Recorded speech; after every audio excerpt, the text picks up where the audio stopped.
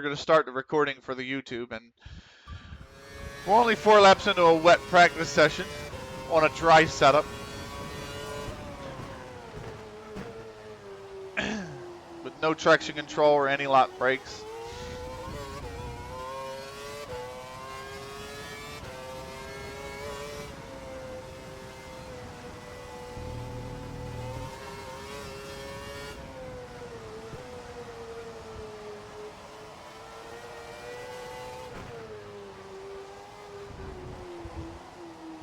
I slid there, otherwise I wouldn't have gone out so wide. It would be decent on sale probably if you can get it for like 30 bucks or less, preferably less because the game is really shit right now. I will say that. Jetta's going to be interesting because I have a setup that's old patch, and I'm not quick in Jetta. I don't know what it is. I just can't find pace in Jetta like I can in Bahrain. I'm very quick in Bahrain, and I'm very quick in Australia, and I'm very quick in Miami, and I just cannot seem to get pace in Jetta. Jetta was shit on controller. Jetta is just shit, period. It's just not a good track. Even with the wide sweeping corners. Okay, my game's starting. Good luck, good luck. Good luck, sir. But are you huge in Japan? What's up, Sean? How you doing, man? Welcome to the stream. We're playing old school F1. Listen to a remix of old school music. I don't know if I'm big in Japan. I can't say that I am.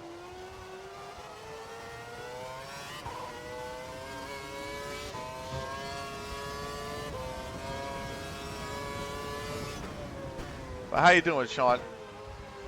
How's your Saturday treating you? It's the weekend, thank goodness. We're going all day, streaming for charity. We've got the fundraiser going for the National Multiple Sclerosis Society. Hoping to raise $250 while we race and play some Football Manager later. And big thank you to Vulcan, who's already come in and dropped 50. So we're 20% to our goal.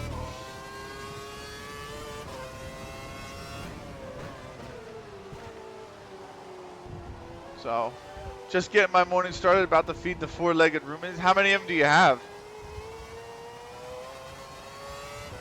I love dogs. I miss having a dog, quite frankly. I just, you 3 dogs. Wow. I've only ever had one at a time. And I've only ever had 2 dogs in my lifetime, but I miss having one. My only fear is I have so much electronic equipment in this room, between the mixer, the mics, you know, the wheel, the 2 laptops, that I'm afraid if I ever got one, they would just chew through some of the cords. They would find a way to break into the room, and then they would chew through the cords. You're losing a lot of time in the final sector. But, so. Oh, fuck. I ran way wide. Oh, fuck. Hella wide there. So, we're just putting some practice in around Shanghai. I'm trying to learn how to race without assists. Obviously, yes, I have the racing line on. That much is obvious. So, cats living in a second floor apartment. I couldn't do right by a dog in that setup. Oh. My sister has 2 cats. She had 2 dogs. The one passed on last year, but she still has 1 dog who's old and hanging in there. He's battling cancer. I know that. The dog is like, I think 10 or 11 years old now. So, he was a rescue, and then my sister has 2 cats. The one is nice and mellow and chill, and she'll just come and like, I totally locked up and cooked the turn. She'll just, the one cat will come and chill and like purr and like sit on your lap and stuff, and the other one will just scratch anything and everything in sight if you give it a chance to. I once bought a pizza put it on her kitchen countertop because I was staying at her place for the night. Went to use the restroom. I came back and the cat was just chilling on the pizza box. And I'm like, listen, I haven't eaten all day. Can I get some pizza? And the cat would not move. And every time I tried to get to the pizza, it would just claw. And I'm like, all right. I was being held hostage by an orange cat, which is a very orange cat thing to do. But yeah, I miss having a dog. We see them. My oldest cat will gatekeep pizza. I like that, gatekeeping pizza.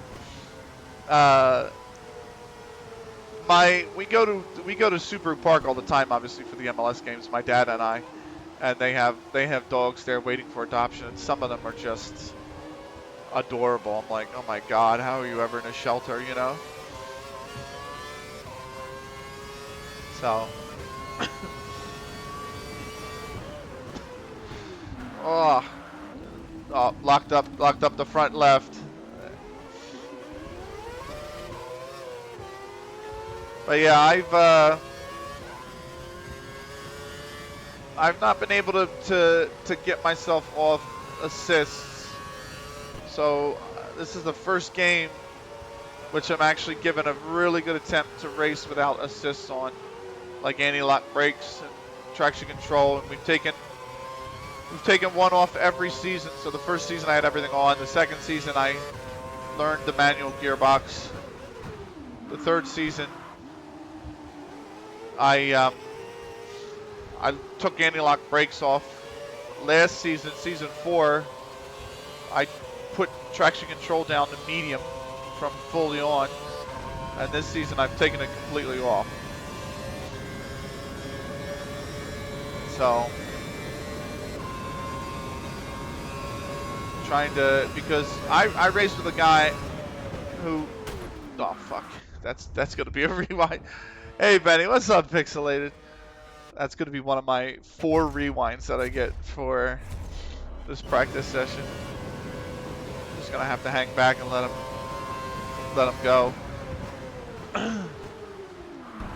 My 2 favorite people from Pennsylvania. But what about Mr. Cellophane? You said that last night. I admire this bravery. I'm still unable to get past 100cc on Mario Kart. Yo, no lie. Original Mario Kart 150cc was nightmare, bro. I get around nice. I actually struggled to beat original Mario Kart because you had 150cc is just, yeah, it was just difficult, man.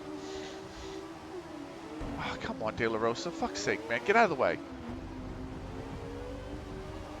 I'm so ass at the drifting on 8. Oh, wow. I'm pretty ass at the drifting on 8, too. But I don't own a Wii, so I've only ever played it, like, public places. You know what I mean? Like, when it's available. Now, Mario Kart Wii, I was a godsend on. I was so good at Mario Kart Wii. But Double Dash I struggled on. Wii was crack. Wii was so good. I was insanely good on Wii. I peaked with Mario Kart 64. That's how you can tell you're a really good Mario Kart player. Because I was terrible at 64 version, man.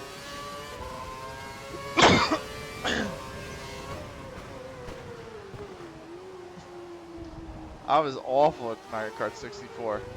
That is arguably the worst Mario Kart. I wasn't good at 64 or Double Dash. I was like average. I wouldn't say it was bad, but I was pretty pedestrian on it, you know. But 64, I just was terrible, man. I couldn't get it going. But Mario Kart Wii, I'll take anybody on that map or on that game.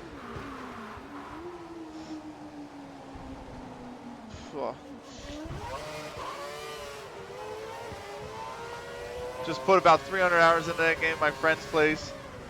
I had to get good or I'd get roasted. Yeah, that's what would happen. Sherberland was my turf, the penguin one. Nice. I remember I was dating a girl at the time who was okay at Mario Kart. She wasn't like great, and she was getting roasted by a lot of her friends. So I picked up Mario Kart Wii and I started playing it, I realized I was really good at it. So I started to teach her. And that's the worst thing you can do when you're dating somebody, because she just continually beat me then. And, yeah, but then she got really good at Mario Kart. So, and then it got to a point where she would beat her friends all the time, and they would stop playing with her. I'm like, I've ruined Mario Kart for everybody. That's how I got good at Melee.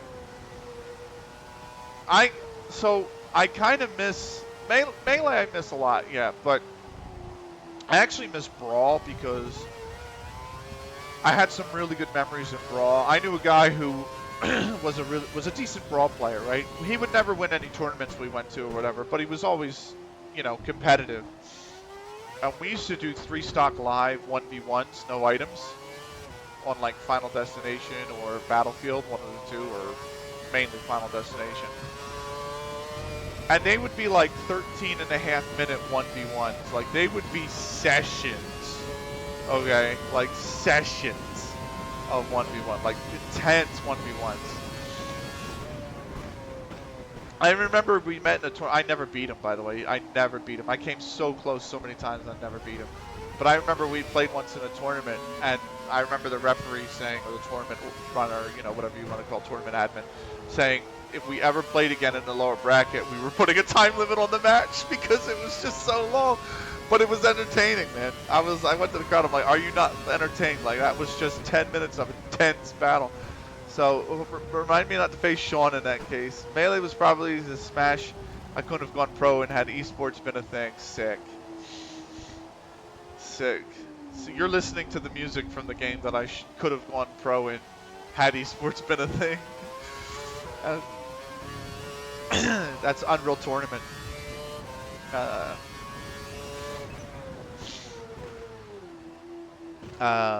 Which character do you use on Brawl? Okay, so on Brawl, I would use King DDD was my second character. Rob was my third. But my main, Marth was my fourth. But my main was the GOAT, the original GOAT, Mr. Game & Watch. Because I don't know how many times I was Pikachu on Melee. Get him out. Get him out. It's like not to season. On Melee, I was Roy. So my thing with Mr. Game & Watch was crazy with the hammer. Mr. Game & Watch has some good moves. His range is just terrible. That's the only problem. But I used to taunt opponents all the time too. It'd be great. Kirby was crazy. I made a kid cry once.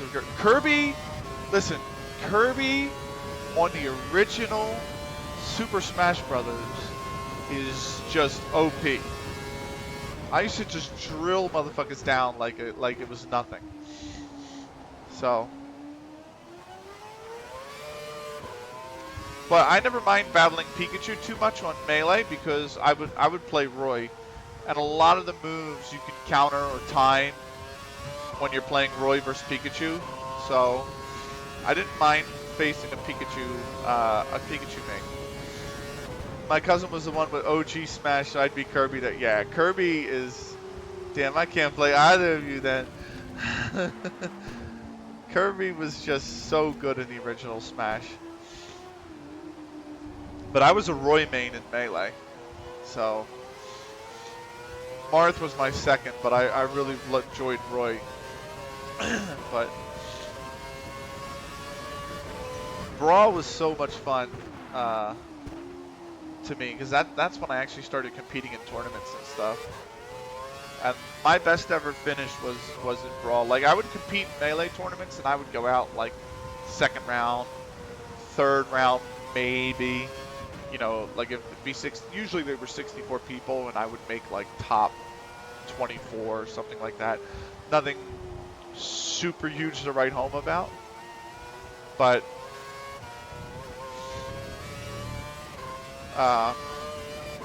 Brawl was when I started having like top 8s, top 3s. I was like, ooh. I remember I went to a convention once when I was dating this girl, same girl that I taught Mario Kart. And she wanted to go out to dinner.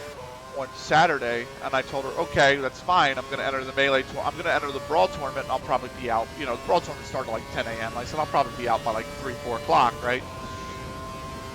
And I made a really, really deep lower bracket run, and she was texting me, and I'm like, I'm still in the brawl tournament. She's like, well, I want to go to dinner, and I'm like, I'm still in. Like, I don't know what to tell you. You might have to go by yourself, and or go with your friends without me. You know what I mean? And she got so pissed because I didn't get back to the hotel room until like 11 o'clock at night.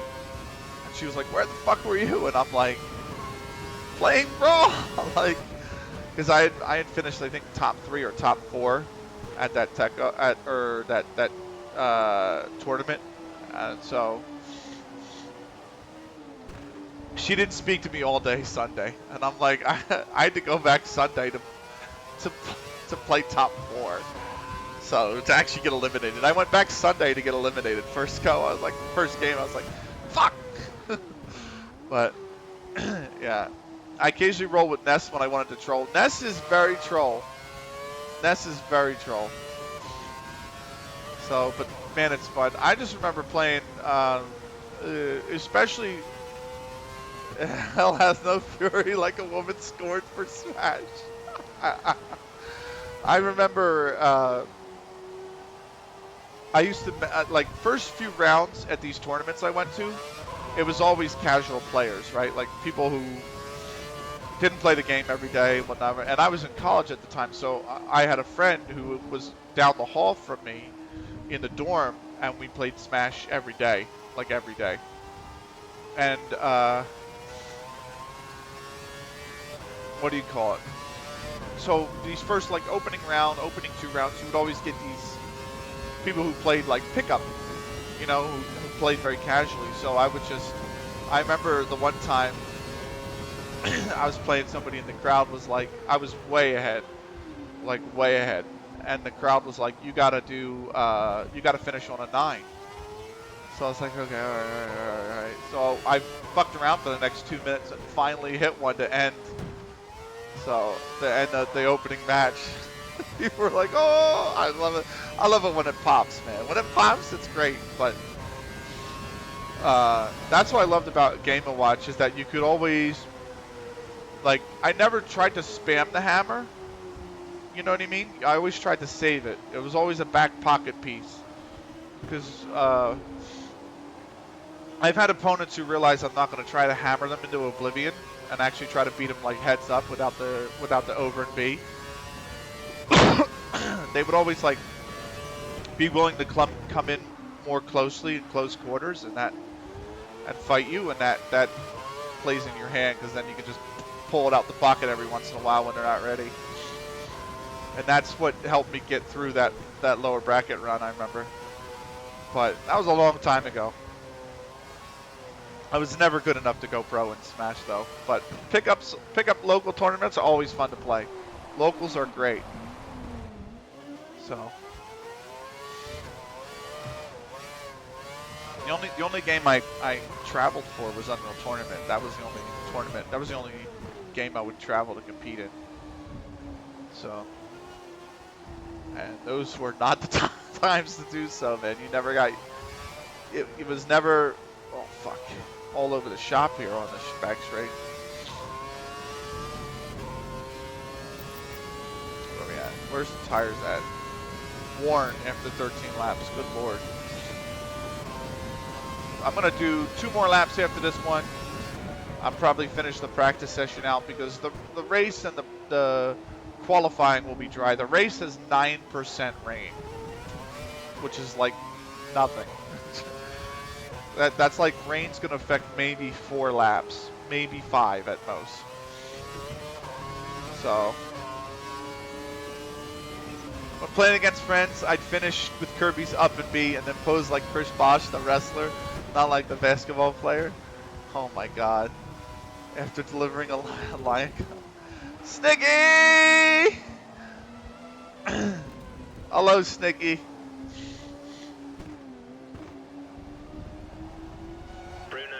At the moment. So, whoa, god. I used to do crazy shit. Like, when I was DDD, I would, you know how you can charge that over an A, and it was just really, really powerful? How it goes? It goes well.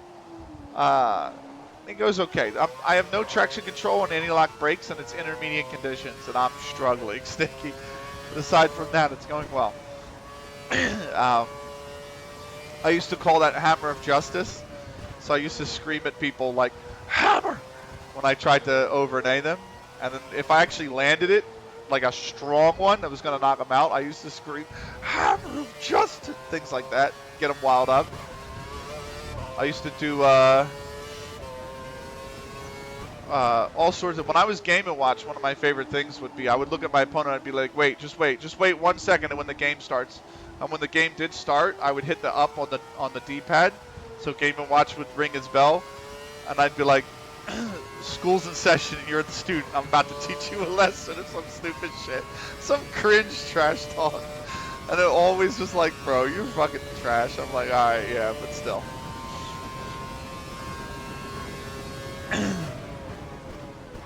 Game & Watch was a lot of fun. It's just a fun character to play.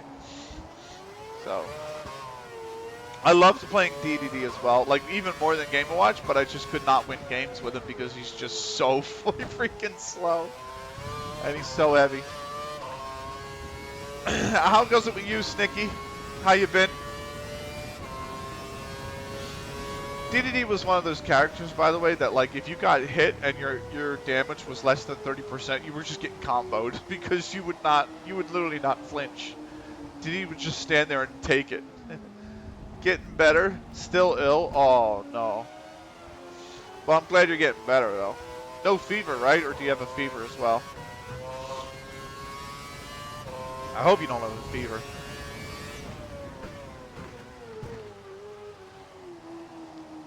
Oh, this will be my last lap of this practice session, and then I'm going to run to the restroom, and then I'll come back for the qualifying. So when using Ness at the start of the match, I'd point away from the screen and ask, what's this? Then spamming the Sunfire comments.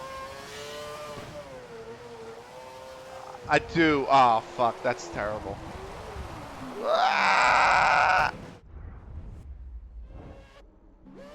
It's a whole host of stuff. Oh, God. That's awful. I used to, I was so stupid that when I would play Game & Watch, if I ever got into a point where, especially in the 4-man tournaments, the 4-man brawls, I could sit back every once in a while. Like I would fight, you know what I mean? But if I was definitely losing, I would try to peel off the combat and let them beat each other up because I was losing. You know what I mean? I needed to get back into fights somehow. So I used to spam the B and would just be like, whoever my opponent was and what their name was, like if their name was Mark or their name was Adam, I would be like, Adam, would you like some sausage? Adam, would you like some sausage? And I would just hit the B constantly on him.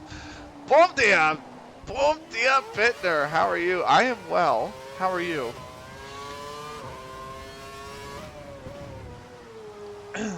Oh, God.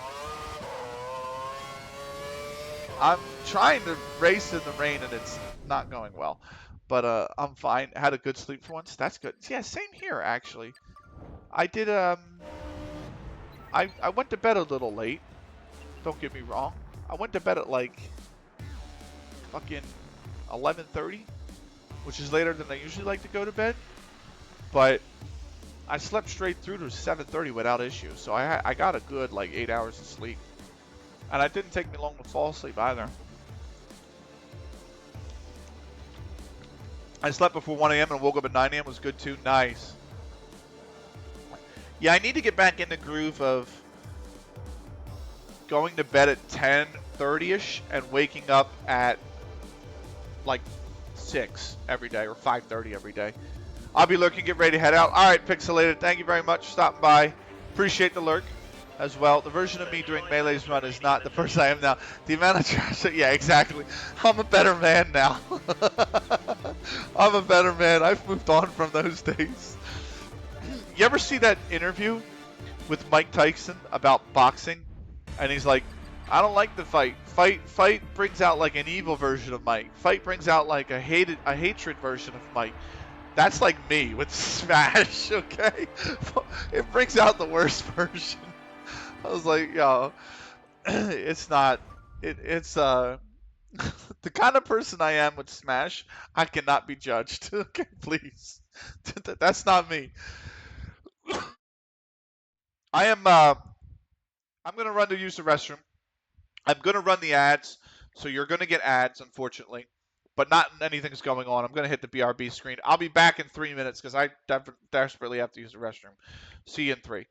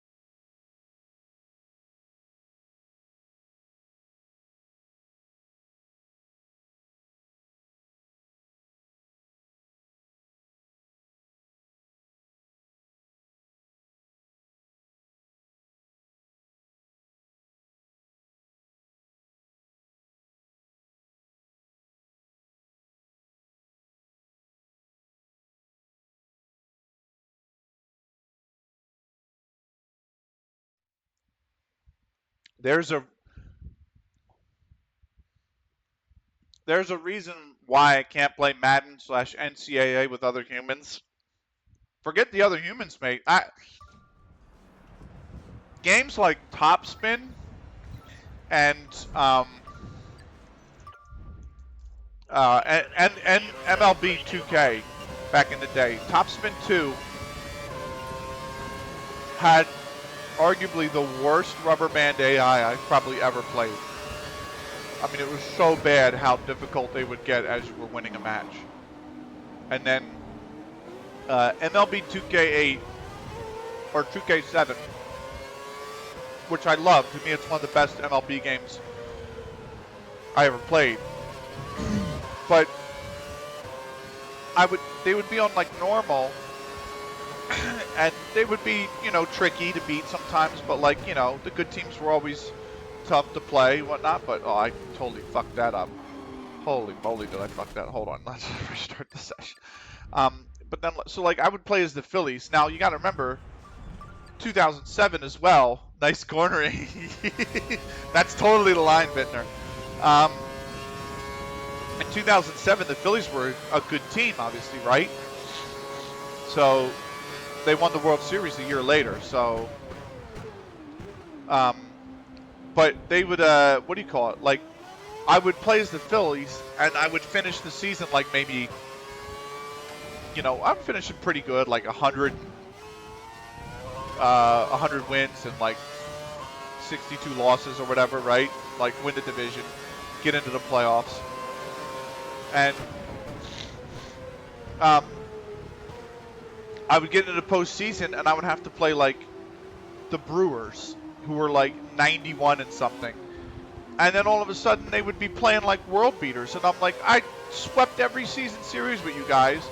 And all of a sudden, I can't get a freaking hit. And you hit everything I pitch. It was so annoying.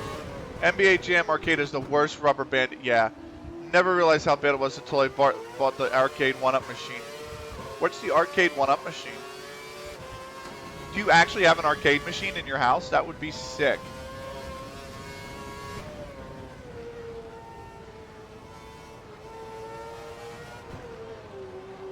Totally forgot to change tire, which is why I'm gripping so well, but oh well.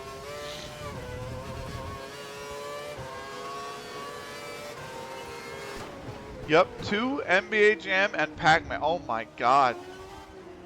Holy moly. I am so envious.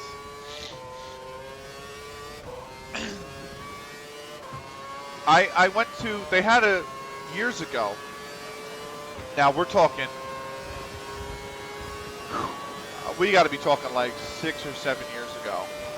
They had an exhibition at the Franklin Institute here in Philadelphia, and in it they had like it was about video games like through the ages, and they had some of the old arcade machines. So I got to play the original Virtual Fighter, the original Street Fighter, and the original Dead or Alive on arcade, and I'm like, it brings me back because you can see Pac-Man over my shoulder when I stream Cheap Plug.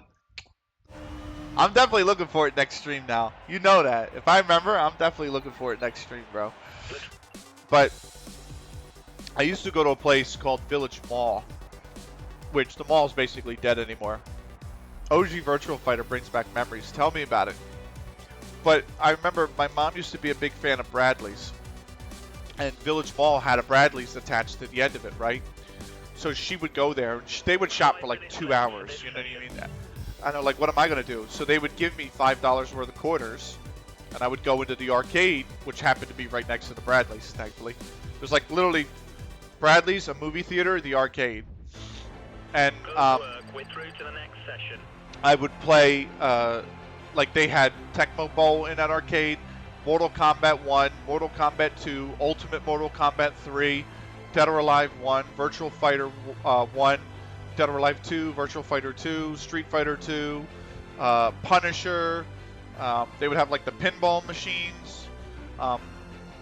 They had one for the Addams Family one time. They had another one for the Simpsons the other time. They had, what's the one? Is it Breezin' USA or Drivin' USA or California USA? You know, or Breezin' California, the racing one. All sorts of old school arcade machines. It was great. Cruisin' USA, that's the one. Yes. So that's some game. Yeah. Who did we lose? We lost Karthikeyan, Pick, Ricardo, De La Rosa, Vern, Glock, and Kovalainen. So both HRTs, both Todorosos, both Mauritius, and a Caterham. That's a Benny. Yes. Yes. I bought a portable retro gaming video game. Which one?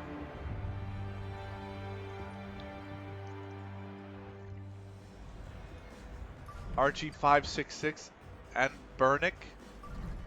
But what's on it? Is the question.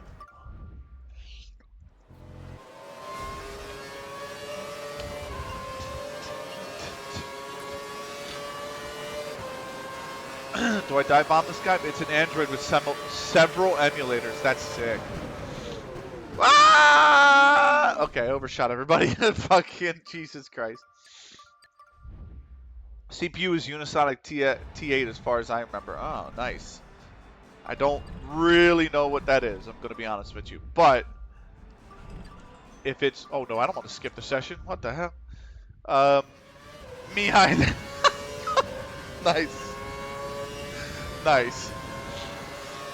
I keep seeing these ads on Instagram, which I'm a little bit weary of, obviously, right? But it's pretty nice to play old games. Yeah, I as someone who enjoys them constantly, even on the stream, yes. Because I played the original Diablo on this stream before. I played Heroes of Might and Magic 2, which is still to this day the best Heroes of Might and Magic game in the entire series.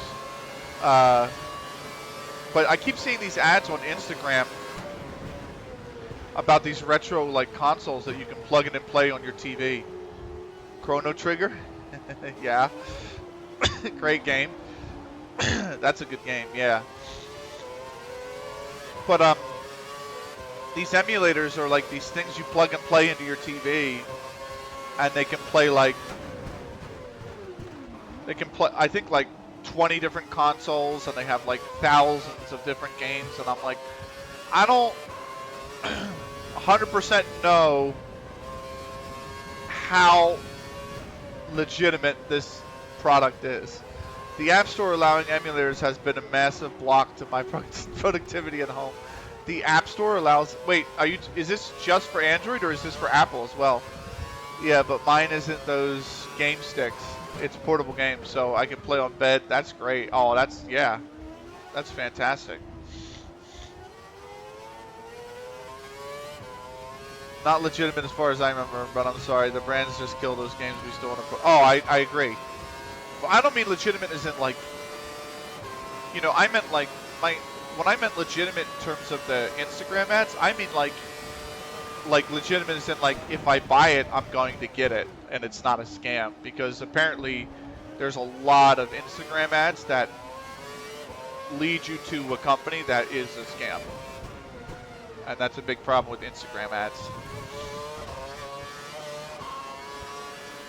Like, there's one that I keep getting. There's an ad that I keep getting for, like, trophies. And they'll make you, like, a life-size replica, like, FA Cup. Or life-size replica, like, UEFA Champions League trophy. But if you look at their profile, none of their pictures, none of their posts have comments. And the website has no address on it. And I'm like, yeah, that doesn't seem legitimate. You know what I mean? Well, Apple, they had blocked emulators forever and then changed the TOS in the past 2 months. You just killed my productivity with you, bro. Like, what am I going to do now? Well, some friends of mine bought some game sticks from AliExpress. Well, yeah, you got to avoid scams. Yeah, I agree. I always try to look deep into the stuff on Instagram ads, because I had to be careful, because I actually had these like pillows that were made to look like Shibas. They were like plushies, but they were pillows instead, right? But it had like the same fabric and stuff, and they were made to look like Shibas or pandas or whatever, right? And I wanted to buy one. We're through to the shootout. But the company that the ad, or I should say the ad that had that item in it, was under 3 different companies. So, like, there were 3 different company names selling the same product on Instagram, and I'm like, this might not be legitimate. So I had to do a lot, and I mean a lot of research to find out which one was the actual right one. So we lost Hulkenberg, Massa, Petrov, Weber, Kobayashi, Senna, and DeResta. About 6-7 years ago, I built a console with a Raspberry Pi. The hours that thing put in during COVID shutdowns. I wish, man. I had to work during COVID shutdowns, so I was pulling 70, 80-hour weeks during COVID shutdowns. It was brutal. That's how I was able to afford the microphone that I bought, though. My lip ribbon, because that thing was expensive. The thing was almost $1,000. But because I was working 80-hour weeks, I was able to afford it. So who did we lose? We lost both Force Indias. We lost 1 Ferrari, 1 Sauber, 1 Caterham, 1 Red Bull, and my teammate in the Williams. But I can imagine a lot of people have been telling me they had a lot of free time during COVID, and they did stuff like that, you know, or streamed a lot.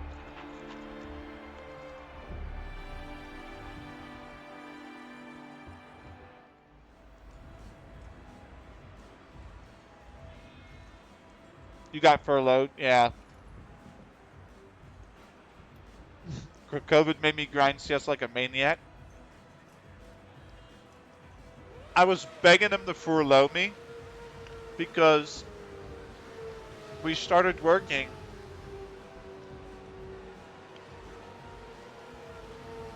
We started working the increased hours because of COVID.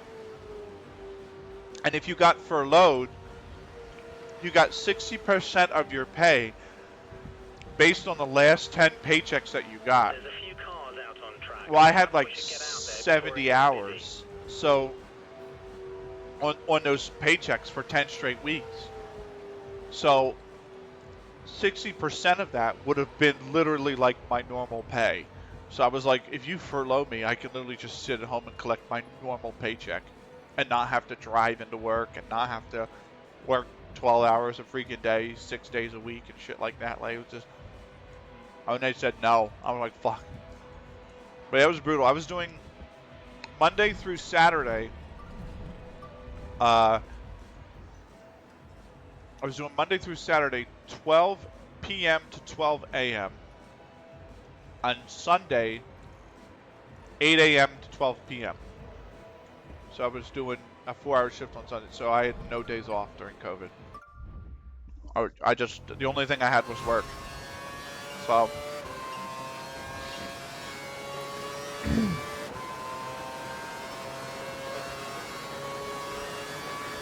So.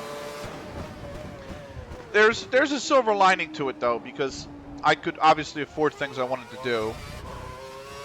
Cam, that's an insane schedule. Yeah, well, I mean, we had to. I was an essential worker, so we just had to keep going. But there is a silver lining. So back in 2020, Frontier Communications still had basically a monopoly over this area. So like the internet I have now wasn't available. Like I have Comcast now, I have cable internet. And the internet wasn't available. So you either got DSL or you got dial-up. That was it. And obviously DSL is not good enough to stream on. It was pretty bad. I still have clips from 4 or 5 years ago kicking around on this channel that are in 432p because that's the only resolution I could actually stream on at like 500 kbps.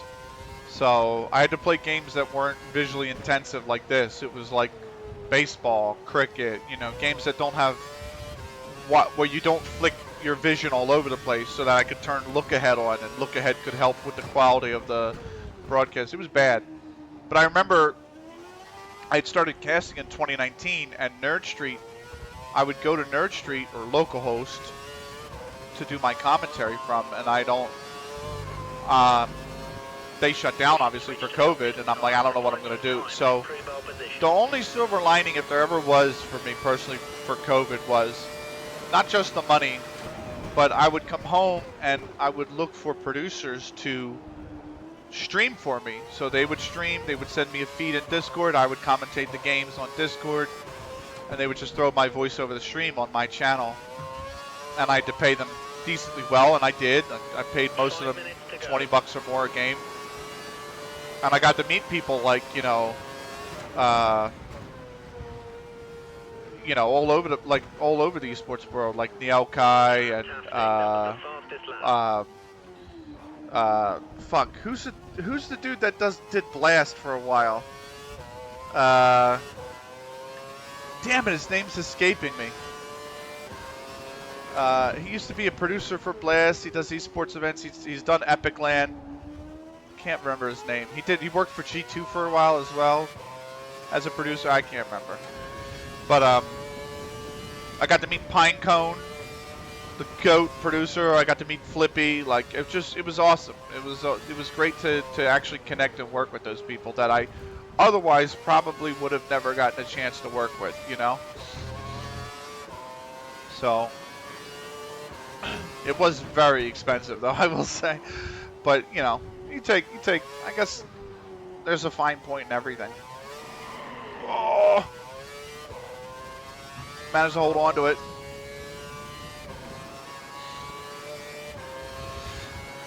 Or at least I guess you try to see the positive in everything. Am I on lap 2 all of a sudden? Why am I on lap 2? Did I do a lap already and not realize it? I don't know, but I'm going to try. I'm purple, so I might as well put in a faster lap. Sometimes you got to spend money to get to where you want to be. That's definitely what I did in 2020. And then in 2021, thankfully, in 2021, T-Mobile came out, actually, and we had LTE internet, which is, believe it or not, still better than DSL. And then in 2022, Comcast came out, and finally I have cable internet.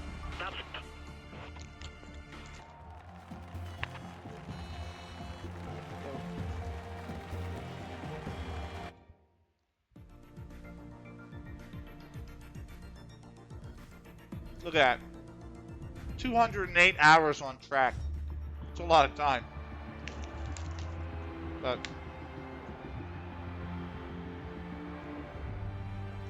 COVID was crazy. I never want to go back to that again.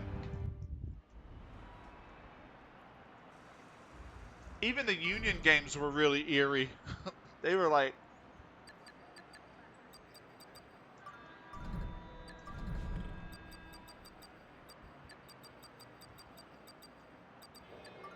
I remember going to the Champions League games when we played Saprissa. And they were...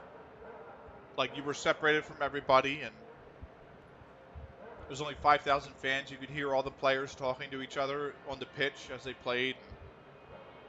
Nuts. It was crazy. So...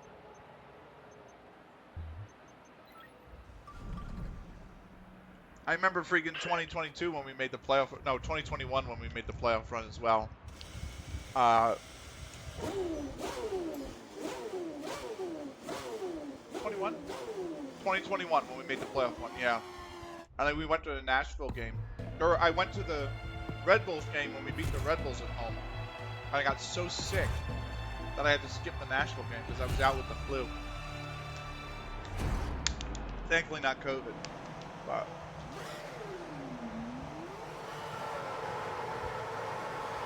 here we go, 56 laps around China.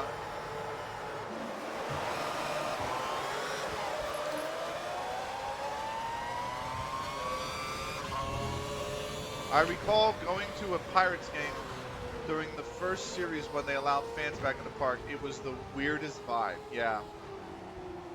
That was a Union as well. I actually used to I went to school out near Pittsburgh, believe it or not. So when the Phils came to town, I would always go up to PNC Park to watch them play. And I kind of missed that because seats for the bleachers were like, I think I paid $4 the one year. This was like 20... I want to say this was like 2008, 2009. And, yeah, seats were like $4. So... it was a good time. I'm like, shit, $4 to watch a baseball game. I can't beat that.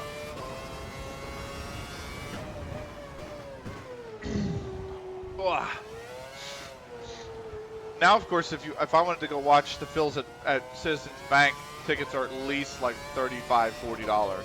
Like, if you want the outfield, it's like $25 to $30. And if you want anything outside that, it's like $40 at least. So, I had a 20 game plan that year, paid $18 per ticket for the section beside the batter's eye. Oh, wow. Wow. I actually wanted to do, one of these years, I want to do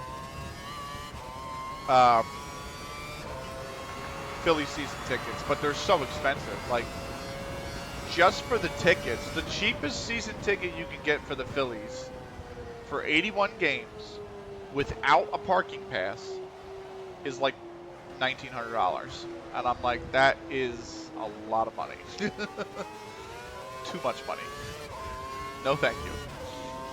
So, if you want to get the parking pass, it's like another freaking $800. Got to pay Warfare to keep him strong. Nah. I just, that's why I like the MLS a lot, because the tickets are actually pretty reasonable. Now they went up, of course, now that Messi's in the league. Fuck's sake, but you know, last year, just last year, my season ticket for 20 games plus a parking pass was like $600 for the whole season, and I could park. I'm like, that's not that bad. That's not that bad at all. So that means the ticket and the parking pass is like $30 per game, and the parking alone, if you showed up and paid, was $30. So Ronaldo's Saudi club is now trying to plant that seed into Inter Miami after is coming after him. I don't think Messi's gonna go, but I hate the fact that I hate what they've done with the Messi deal. I think it's not good for MLS long term. I think they looked at it and thought they could get a short-term game and roll that in the long-term, something long-term, a long-term benefit, and that's just not been the case. So they've really fucked up. I don't think people realize that. Everyone's like, oh, but Messi in the league, it's got eyes on the league now, internationally and all that stuff. And I'm like, yes, that's fantastic. But they put the league behind MLS Season Pass on Apple TV. They haven't sold enough tickets. They haven't sold enough registrations for MLS Season Pass to reach the goal, right? Or to reach their target that they wanted. So the league hasn't gotten the additional revenue from Apple because they haven't triggered their tier 1 targets, or whatever you want to call them. Ticket prices have skyrocketed. So, you know, your traditional fan base is being priced out now. It's jersey sales and a couple extra minutes on SportsCenter. Exactly. But it's come at the cost of their traditional fan base. I think that's the problem. Somebody once said it, somebody's put it perfectly, and they said, it seems as if MLS is expanding faster than the culture.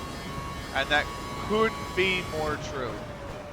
Because they have a lot of clubs that are very, oh, God damn it, I keep overshooting this freaking turn. They have a lot of clubs that have come into the league that really do not have a culture. New York City FC, LAFC,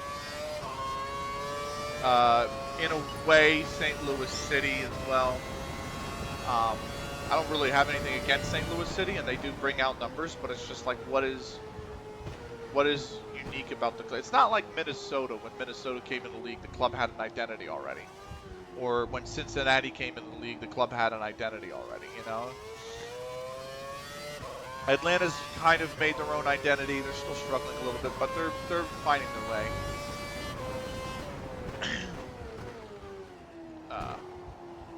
But, you know, I just feel like there's some clubs, Miami particularly one, that just, there's no culture about the club. And they're just there to be the MLS's shining star. So,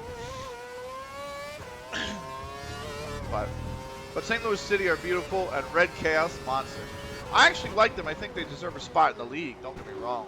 I just feel like they haven't really found an identity yet. That's all. They just come into the league. Like I think San Diego's going to be the same thing. San Diego's going to come into the league, and it's like, well, who really are you guys? Like, you know what I mean? Nashville's kind of the same way. Nashville's in the league, and it's like, what are you guys about? You know what I mean? The union are about youth, developing youth. You know what I mean? Like, seconds. Gap is 26 seconds to the car behind. Atlanta is about it being a sports town and a football town more than just an American football town and things like that. Like, you know, they've really embraced the team. They have a history of finding South American players, bringing them up, and them being stars. You know what I mean? They have Martinez, or they had Josef Martinez. Now they have Gilliamakis and whatnot. So, and they have, what is that, Almira as well down there, who's fantastic. So they have a very big Spanish flair to the team, or Hispanic flair to the team, and they have great supporters groups. Atlanta, it's so they're finding an identity. San Diego's going to be weird because the Loyal had such a passionate following. Exactly, they're going to come into the league and they're going to have no soul because MLS has sucked it out of them. You know.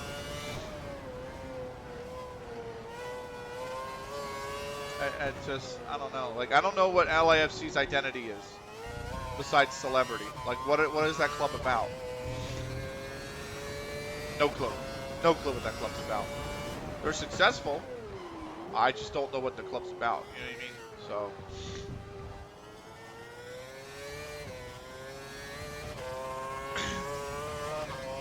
It's kind of why I'm hoping MLS never looks to Pittsburgh.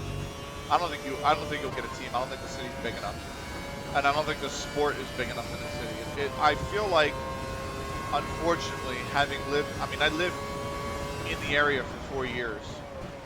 It just doesn't seem like that kind of. It doesn't seem like the culture's there that would accept the team in a way. You know what I mean? Like, the Riverhounds are popular, but they don't have a huge following in Pittsburgh. You know. It's not like, you know, it reminds me almost, it's very reminiscent of the first 6 years. Riverhounds games are a blast, but yeah, exactly. You're 100% right. It's amazing to me because I live in the mid-state, and I don't know if you live, I'm assuming you get the Pittsburgh news. Where I'm at, we get the mid-state news, so like WGAL and all that stuff. And they very rarely report on. The only time they've ever reported on MLS has been when Messi played the Union last year in the Leagues Cup, and when we sold Kavan Sullivan to Man City. That's the only time they've ever been in the news. They didn't even put the Union in the news out here. Johnstown, so you get Johnstown of Tuna State College. Okay. They didn't even put the Union in the news when we made the MLS Cup final in 2022 out here. And I know people say, well, it's not a Philadelphia-based thing, and I'm like, I get that. But the Eagles, the Phillies, the Sixers, Flyers, constantly covered by mid-state news. So I have no idea why they wouldn't put. And I'm not saying every weekend or anything like that, but the big stories. Making the MLS Cup final. That kind of stuff. Making the playoffs. You know, making the US Open Cup final. When MLS actually cared about the US Open Cup. Things like that. Nothing.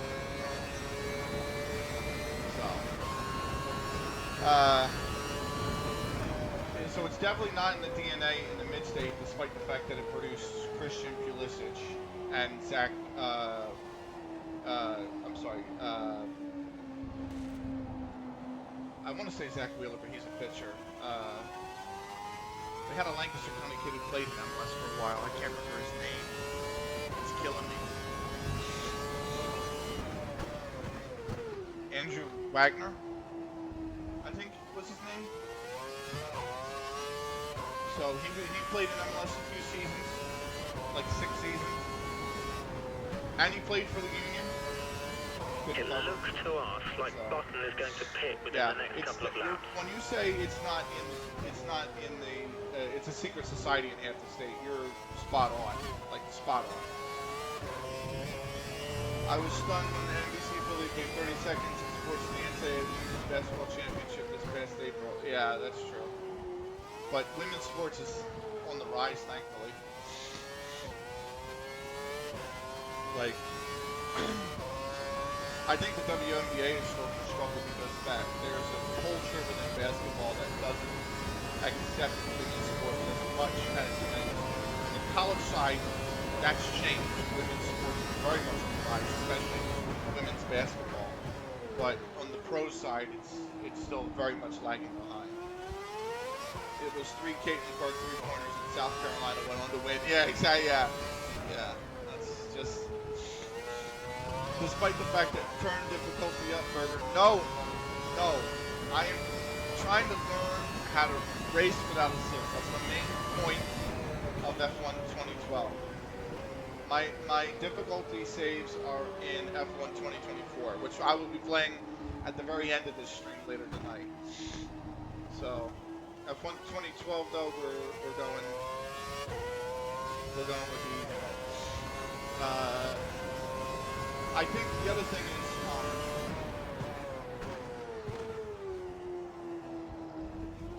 What was I saying?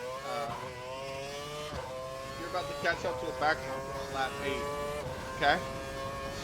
I'm still not going to do it, I see. I don't know what you want me to tell you. So, I think the other thing is, too, like, the one league that's really doing well for women's sports is the NWSL. At least in this country, it's the NWSL. So, I feel bad because the PWL... You're coming up on a group of slow-moving cars. No, the PHL, which is the hockey league, debuted this year, and it was awful. Okay, map 2 starting with left. All right, Icy. Take care, brother. Like the NWHL was doing so well in growing naturally, and then the company that used to run a women's league that was struggling, went to shit, bought the NWHL, and now the PWL debuted, and it's such a bad product. Not because of the players, but just because of the branding, just everything. None of the jerseys had like a team logo. Like it wasn't like the NWHL where. I'm interested to see if the USLW will take off with fans. Yeah. I'm hoping we get a team in Philly in the NWSL. But,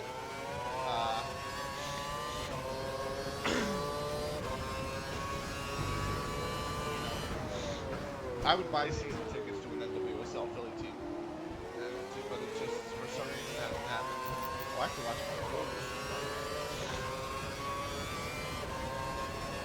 I think the real interesting thing is, Sean, there's going to be a real growing divide between, and not in terms of quality, but between the USL and the MLS. Because the USL teams are starting to get really strong, and the MLS is trying everything it can to box the USL out of. But there should be due a tyre change within a couple of laps.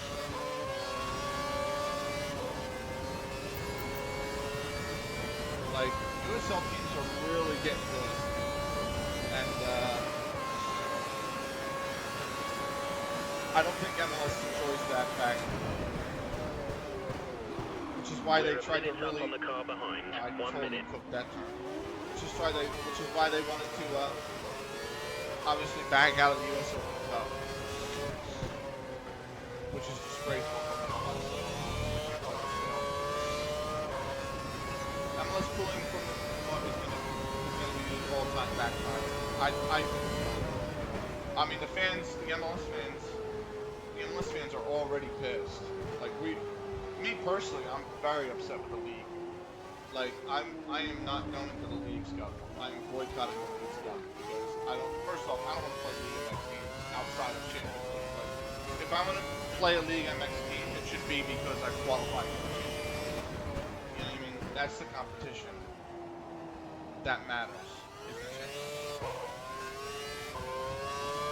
And the fact that, I just couldn't care for that quote-unquote cup. It's killing the players because they got to play every 3-4 freaking days for a month.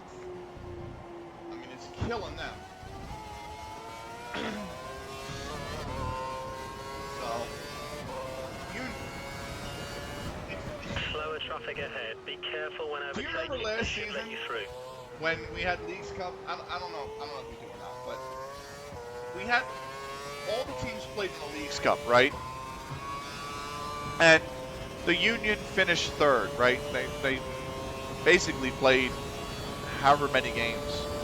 2 in the group stage, plus a round of 32, plus a round of 16, plus a quarterfinal, and a semifinal, and a third place game, right? So however many games that is. Third, semi, quarter, 16, 32, and the 2 groups. So they played 7 games in the span of like 3 weeks. Absolutely brutal, right?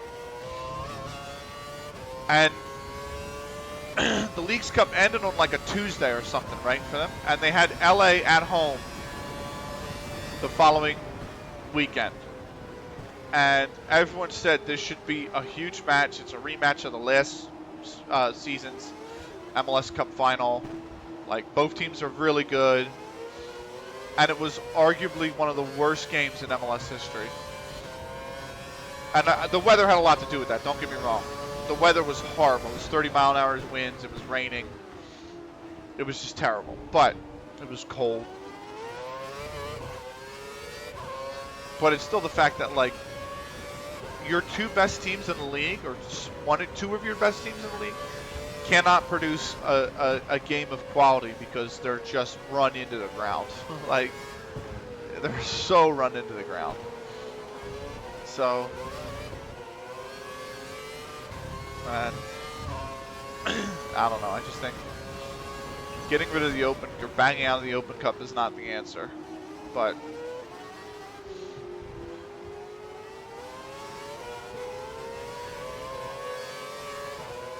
yeah, I agree with you. It is going to be an all-time backfire. I mean, a lot of fans are split 50-50 on it, but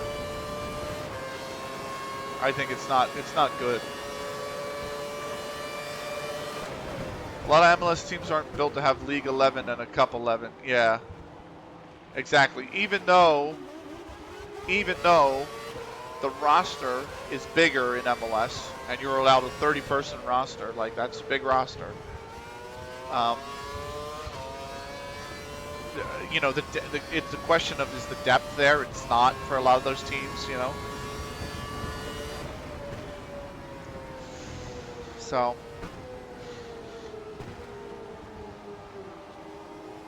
rosters are so top heavy. Exactly. Even with us, the Union, we're like, we have some good subs we can make, but once you get past the initial 18,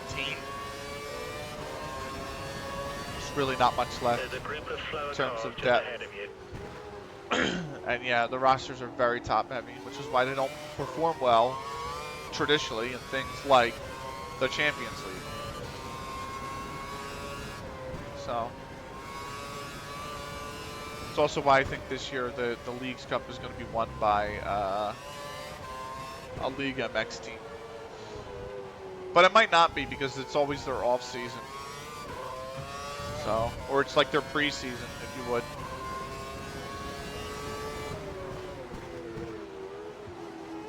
So, but that's a very good point. Rosters are definitely top heavy.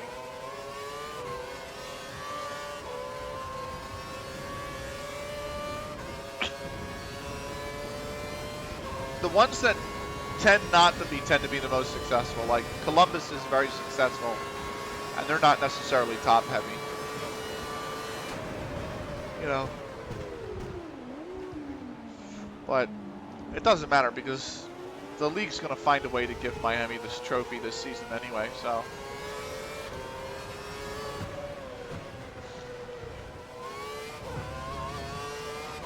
And you can tell. The league definitely plays favorites. It has for the last 10 years.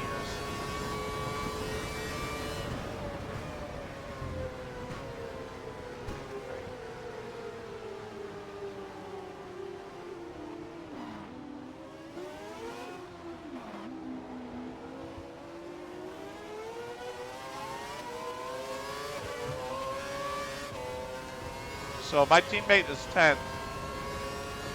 but I think that's only because of pit stops.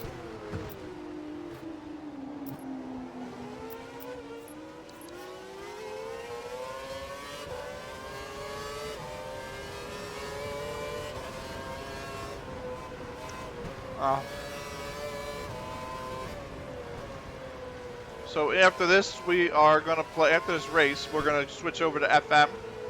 We're going to play our CLGFC save,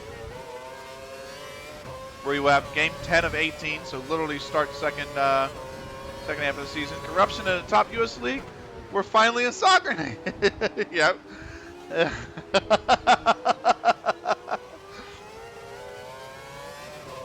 It's bad, man. It's so bad. I don't know if it's corruption, but it is definitely... It's definitely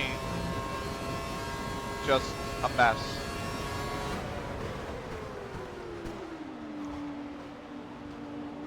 It's all about money. It's as anything else in life.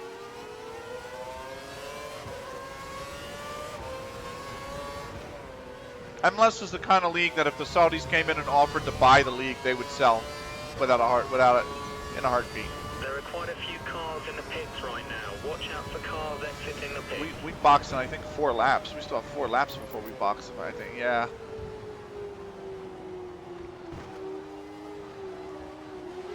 These tires are getting pretty worn too.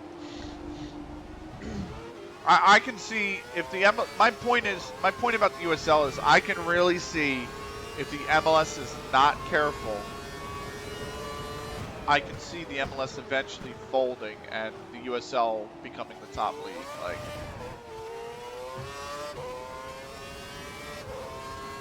the best thing that can happen is that the two merge and we get promotion and relegation. I'm very like right now in MLS, I'm very anti-promotion and relegation. The league isn't set up for promotion and relegation. MLS is not.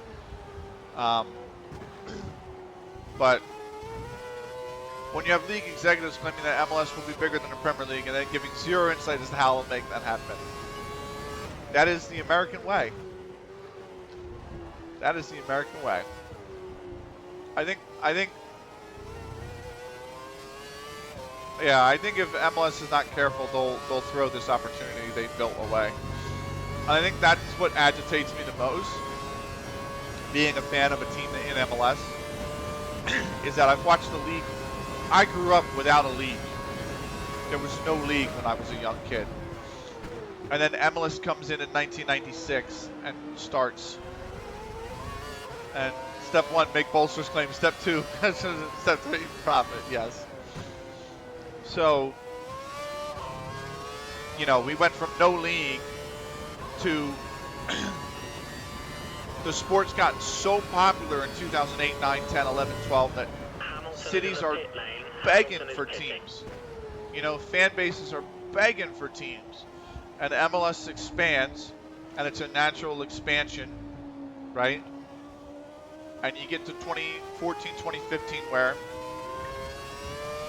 the league quality is improving, the number of teams has increased, and you've got yourselves the beginnings of a really strong establishment. You know what I mean? To where we are now, where we're just pissing away morals, history, anything, just for the opportunity to make more money. I mean, we have an 8th, 9th fucking play-in now to the playoffs, for Christ's sake. It makes no sense. It just doesn't make sense.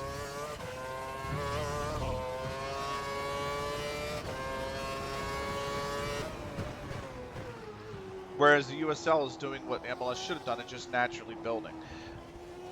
Promotion relegation works very well within USL.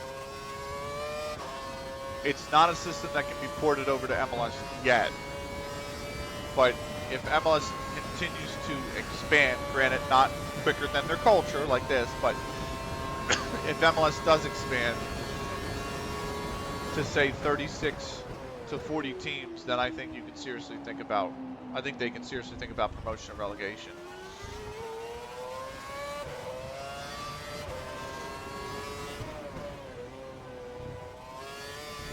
So, we'll see. I know that's not in the cards right now for MLS, but whatever. I was a sophomore in high school when MLS launched. Oh my goodness. The league was basically selling itself as a retirement community to bring in guys that nobody in the U.S. knew aside from they maybe had a decent run in the '94 World Cup. Yeah, like, you're right. You're right.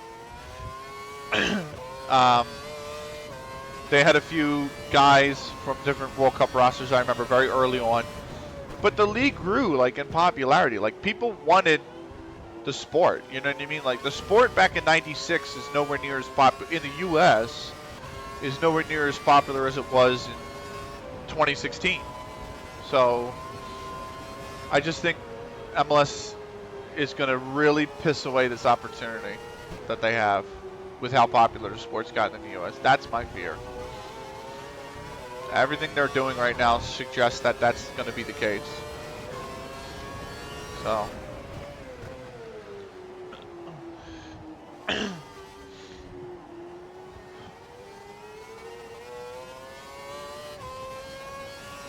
I mean, you gotta remember, I don't disagree with you, by the way, Sean, at all. I just, one thing to remember is that before this last collective bargaining agreement that they signed, the teams in the league only got like, what, 4 to 6 chartered flights a year? I mean, they were having to fly they would have to fly commercial.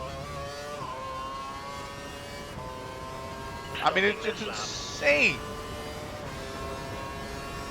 And the league was getting all this money from the ownership expansions of like LAFC, of St. Louis, of Nashville, of San Antonio, of not Sacramento, San Diego.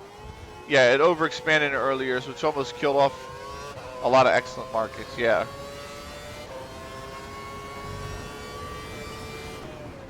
I mean, people were looking at the Apple TV deal going, how the hell did you sign $250 million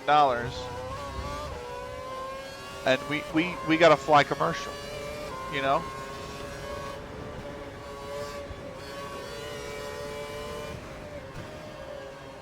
Which the Apple TV deal was such a big mistake.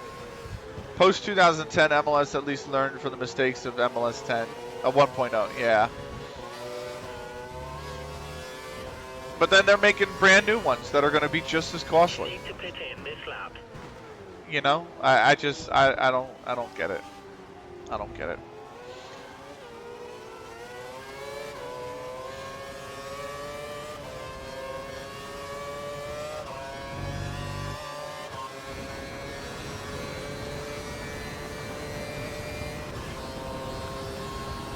We'll see. I would love for it, and maybe I shouldn't ask for this because MLS would be leading the helm at the top for it, and if that's not necessarily a great thing, but the Apple TV deal was great in theory, but the migration never materialized. Yeah, exactly. And the fact that, but it's also the fact that MLS is doing their own production. They're paying for the whole production. They're not getting the full amount of the money because they haven't met the metrics. Like, come on, man.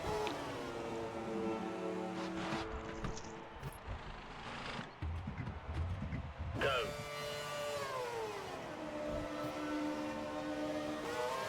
There's some traffic at the pit exit. Watch out as you rejoin the track. Fucking hell. We fitted you with a new set of prime tyres. You have 2 stops remaining. 2 stops. I forgot how brutal the turning is on cold primes. Oh my god.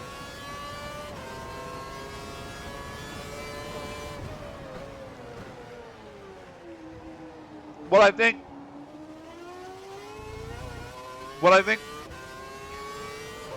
I don't want to say I'd like to see this, right? Because I do think USL's doing a better job than MLS right now. And this would mean MLS finishes at, or MLS reigns at the top of the sport domestically. And I don't know how much I like that given the track history right now of MLS. But theoretically, what would be really good for the sport I think, is if MLS expands to, say, 40 teams, creates 2 divisions, promotes and relegates within those 2 divisions, buys out or merges with USL. USL 1 becomes Division 3, and USL 2 becomes Division 4. And then you have a league system where there is 4 divisions of the sport domestically. And I think the sport does extremely well if that becomes the case.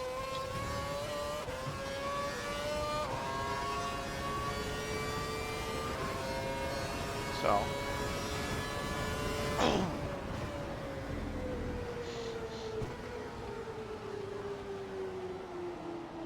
That could be something that really helps the sport. But they can't keep allowing teams to just, I don't know, dictate things. Like, they changed the roster rules because they wanted to alleviate the pressure on on Miami so that they could keep Messi and all that there, and I'm like, I don't know. And then giving a portion of the Apple TV deal money to Miami just so they could sign Messi is just fucking disgraceful, honestly. Would the U.S. want to give up their grassroots persona that is trying to cultivate as an anti-MLS? That is a good point. However, one thing I have learned is that everybody, and I mean everybody anymore these days, has a price. And USL, depending on the offer, USL will have a price. And you know, it depends. It depends, because even if USL's run by somebody now who says, no, we're not going to do that, and they operate for another 20 years, the moment that president steps down, or commissioner, or whoever runs the league, and somebody else comes in, they might say sure. I mean, I watched an organization that used to rewarded journalists. They handed out Journalist of the Year awards. They handed out Lifetime Achievement Awards in esports, right? I watched an awards organization which had awards that praised journalists they had a Journalist of the Year award that was given to journalists who did really tough, difficult reporting on really dirty topics that they had to get really deep, into, in which there was a lot of corruption.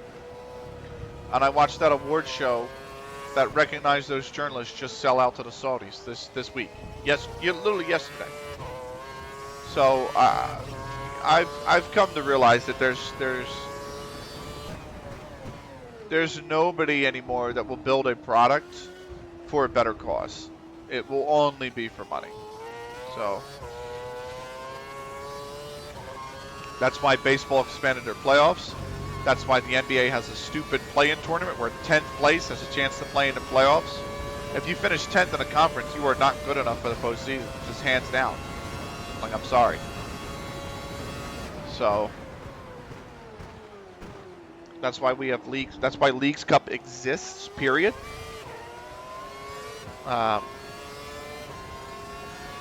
Just is what it is. That's why the Champions League's changing format, so that they can get more Champions League games in.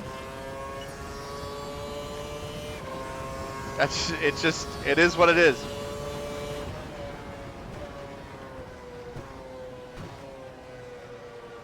So.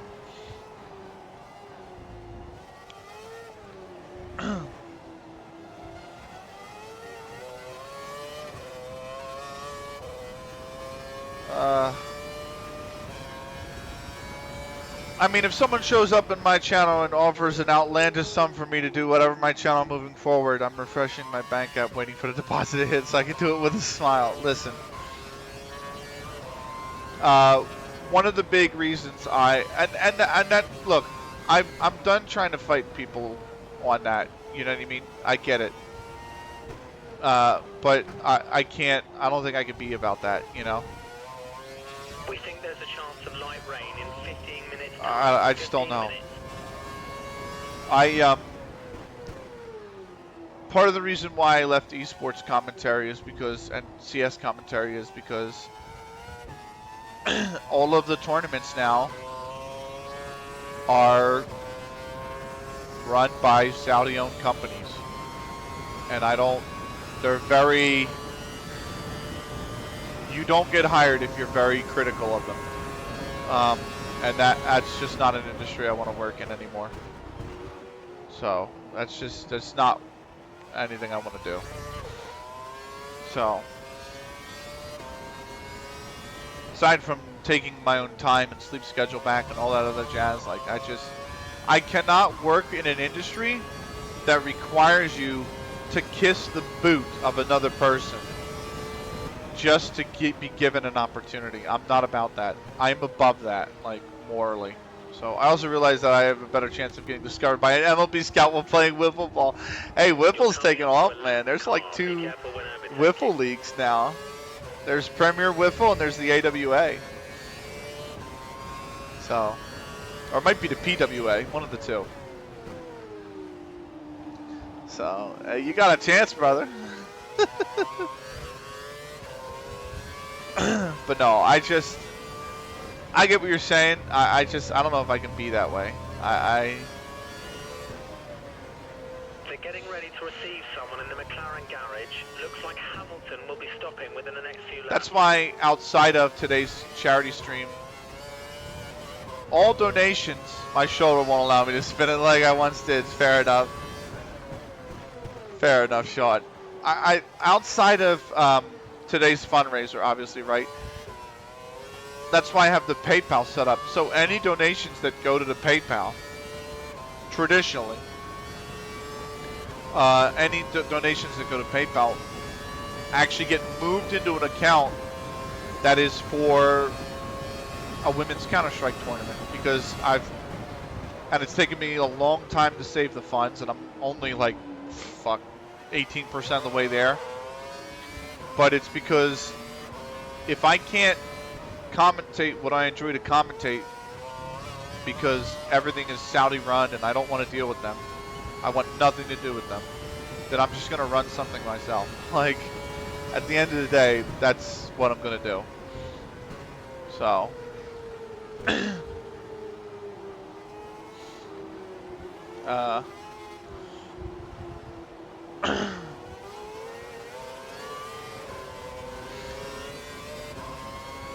maybe it'll take off then. I don't know. We'll see.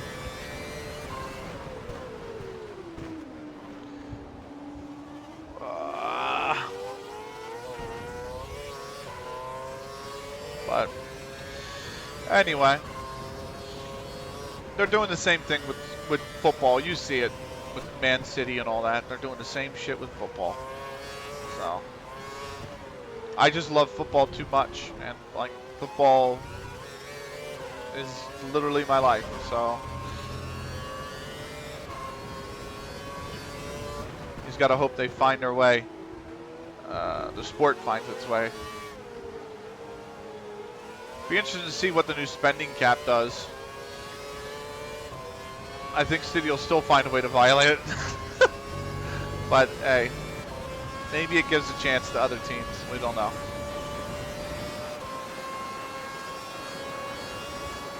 How's your save going, by the way? How's Bristol City going? It's been like a week or two since I've been able to stop in.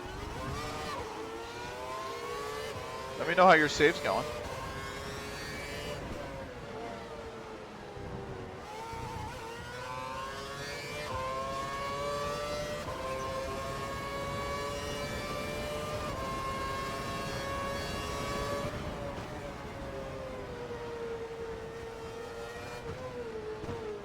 For me, I'm still trying to find my way in gaming content. My first goal in the channel,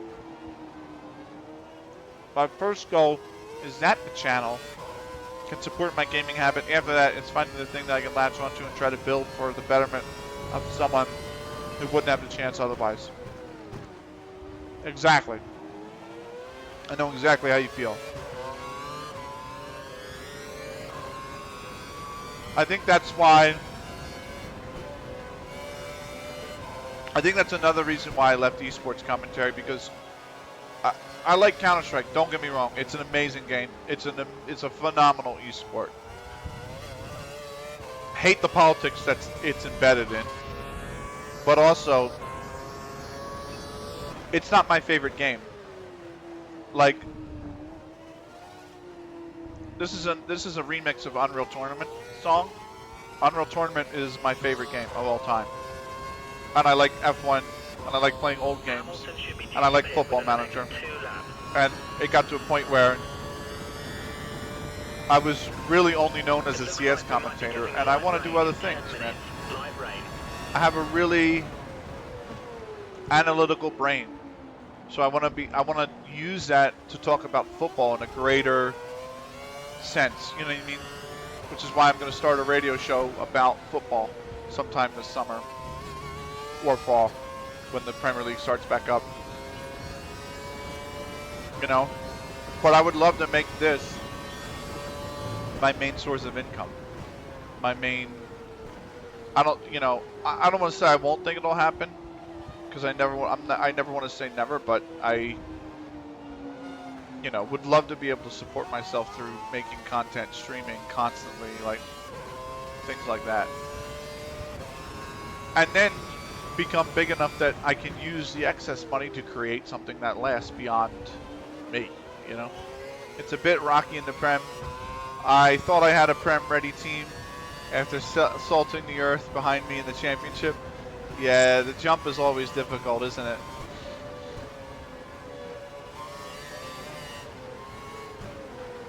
I just feel like it's really weird. I feel like there's certain levels that are just way harder than others. Like the jump from the National League to League 2 is like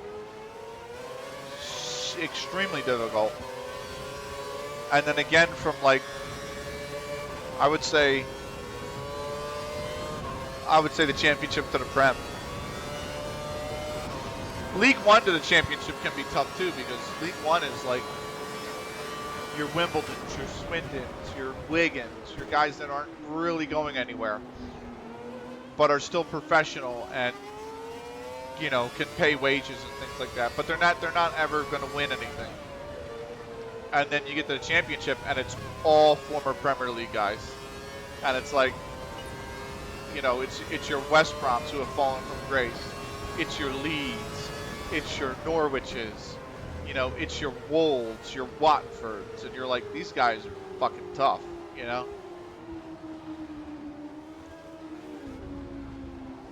I'm competitive, but I'm about 9 league matches in and still waiting to post my first crooked number.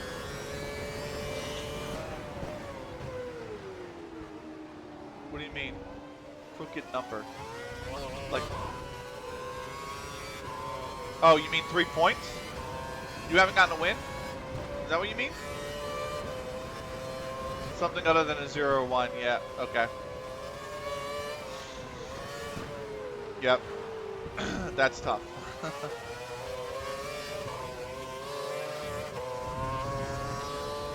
That's pretty brutal. That's my Worcester save right now. My FM10 save. I have signed 2 strikers. I had a striker. I've won 2-3 matches, but I'm averaging exactly 1 goal per match. Yeah, that's brutal. That's my Worcester save right now, and it's really infuriating. My Worcester Park save, sorry, in FM10. I'm in level 10. I had a striker who scored 3 goals in the opening 10 matches, and I'm like, look, he's not good enough, man. I need somebody who's banging in like 1 every other game. Maybe in 10 matches he scores 6 or 7. So I sign a striker. He plays 13 games, he doesn't score. I sign another striker.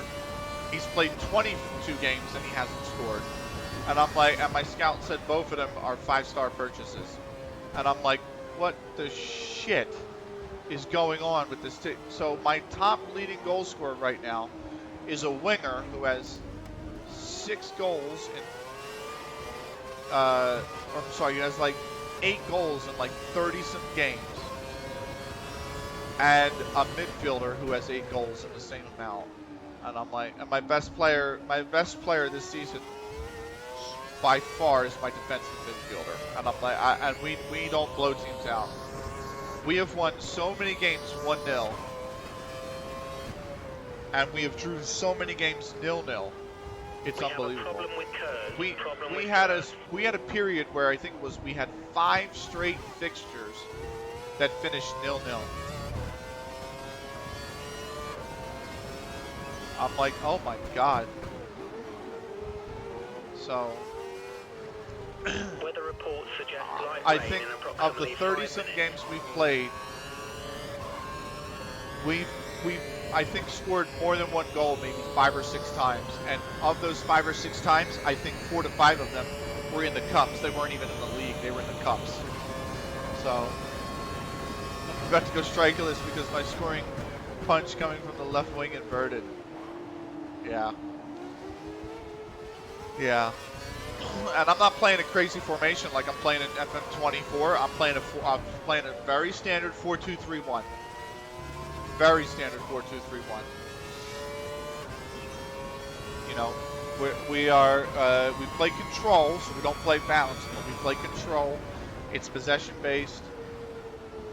You know, everybody's got a normal role. I got 2 guys who are wing backs who do the overlapping runs, and I got the 2 center backs who just defend. I got a defensive midfielder who's a ball winner, and I got another midfielder who's a box-to-box. 2 guys who play wingers. 1 guy up top who plays complete forward. You know? Like, nothing out of the blue. I'm playing 4-2-3-1 now. I play 4-2-3-1 wide. I play wide. I like playing wide. If I want to invite the wing backs forward, I usually tend to play wide. I also have the pitch set to, I don't know what dimensions you put your pitch at, but I always select them to be the biggest possible. So, and that's, I think, plays to our advantage when we play wide, because then there's just so much space. I can get wide when I send the wing backs to attack me. Yeah. I just always play wide.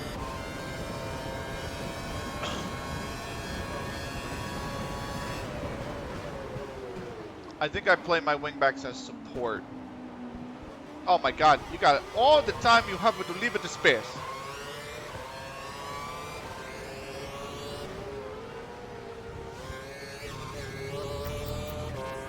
Almost time to box again. We got 5 laps. 5 laps now until we box.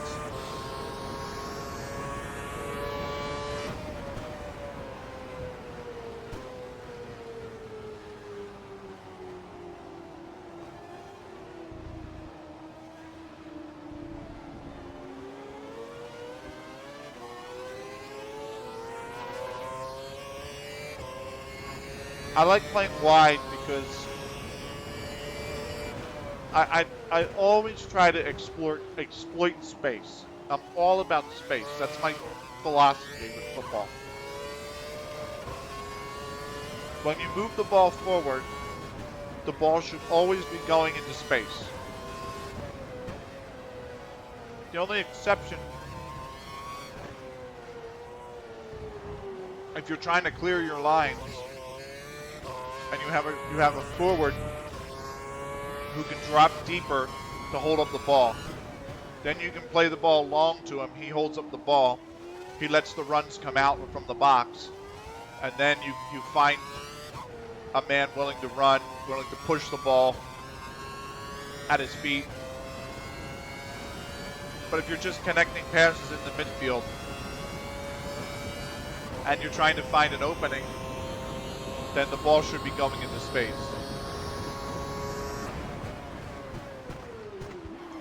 And that's why that's why I set the pitch dimensions to be the maximum, and that's why I play wide.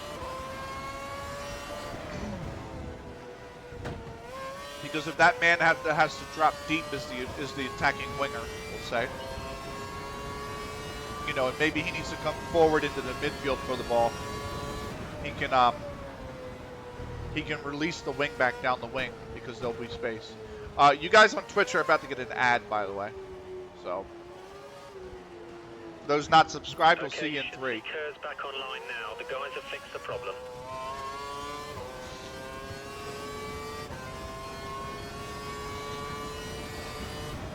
A reminder as well, by the way, we are streaming. For what I'm trying to do for the most part is go wide on the midfield and back and funnel counterattacks through the middle. Okay. I funnel all my counterattacks on the wings. Everything goes to the wings. I very rarely play through the middle. Light rain out on track. It's starting to rain.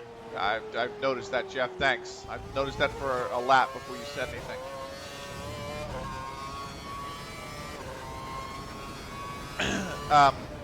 A reminder to anyone watching, by the way, on Twitch, we are streaming a charity stream to benefit the National Multiple Sclerosis Society, or National MS Society, a U.S.-based non-profit organization helping people living with MS or diagnosed with MS, as well as helping research a cure. The normal button that would be the subscribe button should enable you to donate. We have raised $50 so far. Our goal for today is $250 for the National MS Society. And the stream, we're going all day, all night. We are 2.25 hours in to what will be a 15-hour stream by the end of the night. So any donations that can be given will be greatly appreciated. It's a cause very close to home, and you know, I'm just ever grateful for any support given to the cause. So thank you to Vulcan, who's already donated $50 right out of the gates before we even came on camera in the opening, really 10 minutes practically of the stream. And that's our only donation so far. So we are a fifth of the way there. But yes, we are raising money for the National MS Society. Oh!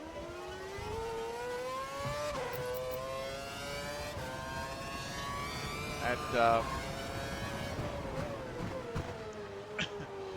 yeah, we hope the money, even though it would be a very small amount to them, can go a long way. So I do want to check something real quick, because this is a long playlist, but we've been live for like 2.25 hours, so I want to see just how much longer this playlist I got on has to go for. Oh, we got 7 songs after this, so there we go, and then back to, there we go.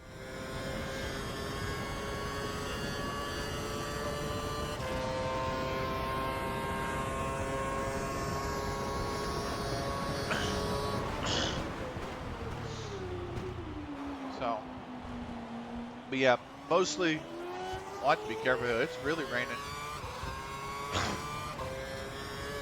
I'm wondering if I'm going to start seeing puffs come off the tires because of the wet. But this rain should stop very quickly.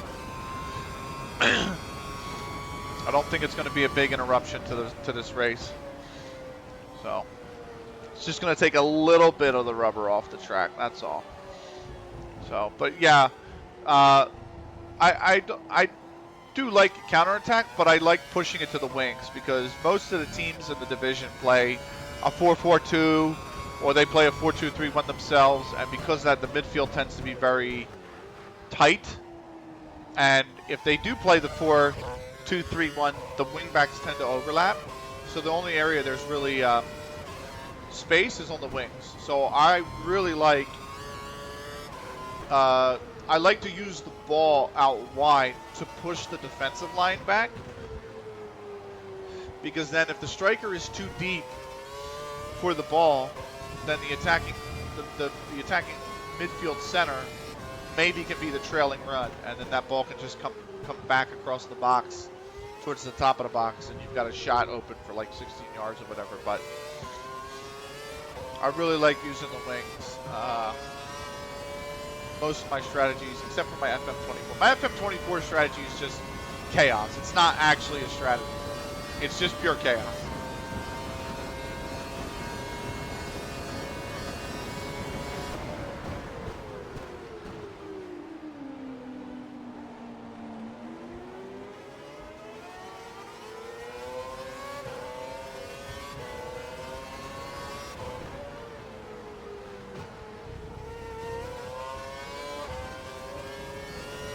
Trying to go to the wings has been an exercise in frustration because they have the firepower supposedly. But I'm usually not managing the superior team athletically. Gotcha. Yeah, my my FM24 strategy is going to have to change as I go up the divisions. Because it leaves us very exposed. Very exposed. And I've kind of just been relying on the quality of the players to get us through, which they have. But that can only get you so far. You actually have to tactically set up a team. So I did beat Man City 1-1 at the Etihad. 1-1 or 1-0?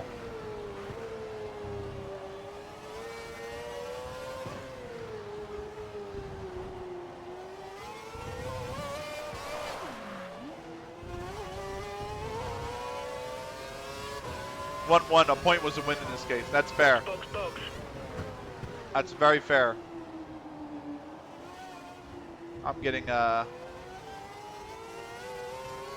frame skips again because I've changed off the tab, and that's what's causing it.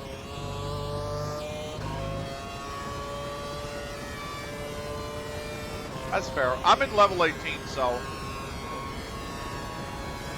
I'm not actually going to need to have any huge tactics until probably another 6 levels up the pyramid.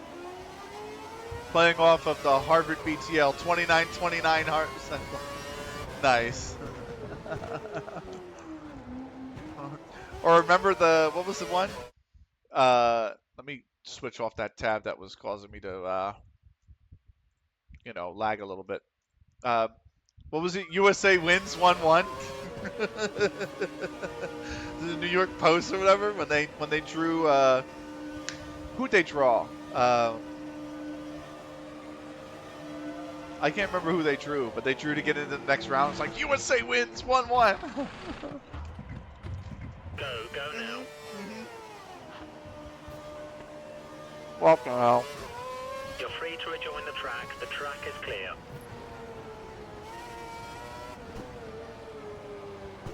Your car's fitted with the option tyres. Just one stop to go now. God, what a. I think, if I remember correctly, I think we got into the round of 16, and we lost to Ghana at that World Cup. It was a group opener, yeah. Because it was a group opener because at the end, the very last game of the group was "Go, go, USA" when Donovan scored that goal versus Algeria. And I think we lost to Ghana in the round of 16. And then the very next World Cup was in Rio. And we played Ghana, and that's when we had, "It's John Brooks! It's John Brooks for the USA! Have they stolen it?" When he had that header from like the 88th minute or something like that. The Donovan goal made me make sounds I don't think I can remember. Yeah. You know what goal was like that? You know what goal was really like that? The one the U.S. scored in extra time versus Brazil. I want to say it was at the 2015 World Cup. because I remember the Brazilians went ahead. I don't know if Marta scored the goal, but I remember the Brazilians went ahead 3-2, and a lot of them, there was a player who was down, or a Brazilian player who was down on a tackle, and the U.S. player never really. It was one of those ones where she was embellishing. The ref ordered her to get up because she didn't call a foul, and she didn't get up. And so the ref called the stretcher or the medical team out. And the moment the medical team came out, she stood up. So the ref gave her a yellow card, and I was like pissed. I was like, I can't believe we're going to lose to this team who's feigning an injury. You know what I mean? Like, and then I can't remember who scored the goal, but it was like the 121st minute or something like that. They scored a goal. The U.S. scored a goal. And then we won on pens to go through to, I think, the World Cup final. I think it was a Women's World Cup semifinal. And that was the game for me that I made sounds that I don't think I could ever replicate.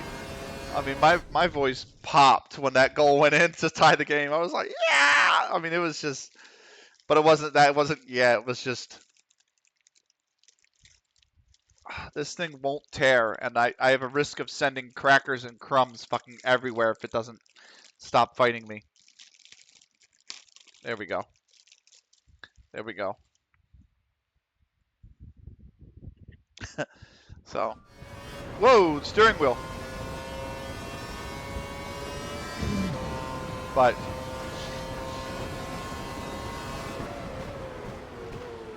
the one I had to do a report once on the one that Japan won. I was tasked with doing a report on Japanese football, and I'm like, I know they've been competitive over years, and here I found out that's the only World Cup they ever won, men or women. I think that was 2011 they beat us on pens too.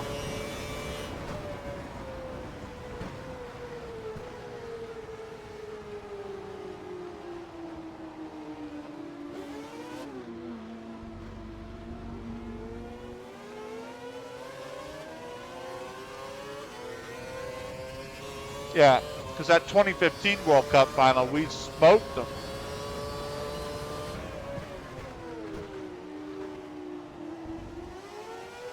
I remember that. It was like 5-2 or something by the end.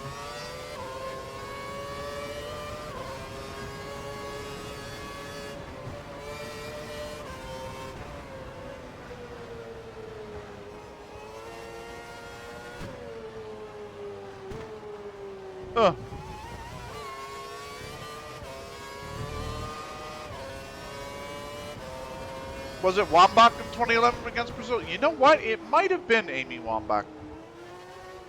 That's a good shout.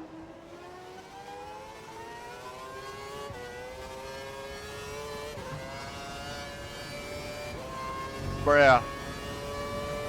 I remember that, and I remember the 2012 London Olympics. The women's tournament was unreal.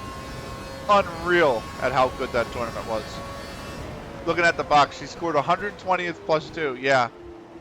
Yeah. The Brazilians had players feigning injury and taking a long time to get up because they were trying to time waste. Wambach scored in literally the last kick of the game. And made it 3-3. And we went it through on penalties, I think.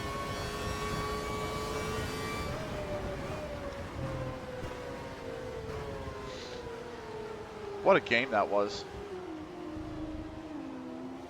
That and the London Olympics were crazy. I remember Canada played like some game in the London Olympics. It might have been versus us, or versus France. And it was like 4-3 after extra time. It was just a wild game.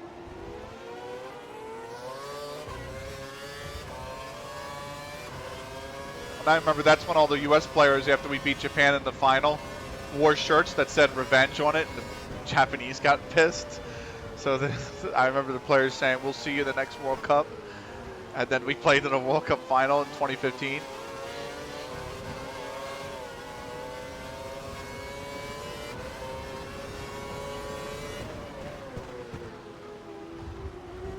So Good memories, man. The sport's given some good memories. Given some heartbreakers, too. Don't get me wrong. Jesus. But... So, does that make you, Sean, and they went up 4-0 in the first 20 minutes? Yep. I remember that. I was losing my mind. Does that, I meant to ask you, does that make you a Pittsburgh Riverhounds fan, by the way? Because you had mentioned them earlier, and I know you're out towards kind of central PA, but yes, okay. But if you're like Johnstown area, that's more like, it's western PA, but it's not Pittsburgh area per se, you know? One of my good college friends is from Johnstown. So I remember taking the train to see my girlfriend at the time because I didn't. Johnstown means Pittsburgh. Yeah, it's definitely I'd expect it to. I would say, given geographically where it is. But what do you call it? I used to take the train and ride through Johnstown when I was dating my ex because I returned to Philly after college, and she obviously was born out near Pittsburgh, and so we had a long distance relationship for about a year and a half, and I used to take the train to see her all the way through PA.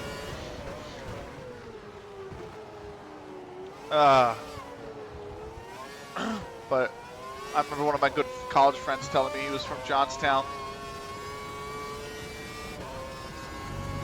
So, I lost contact with him too. I have no idea what he's up to today.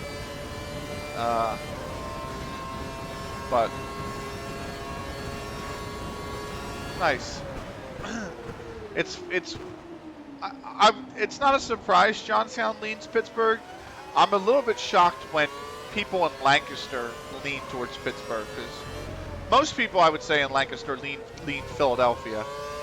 But there's people out here that lean both towards Pittsburgh, which is shocking to me, and they lean towards Baltimore. They're like Ravens and O's fans, and I'm like, huh?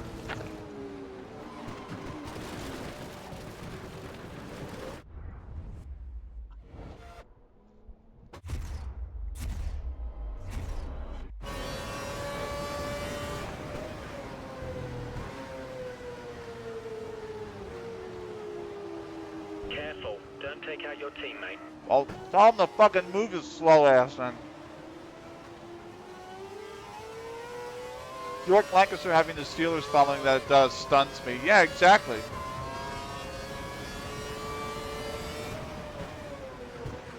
And it stuns me because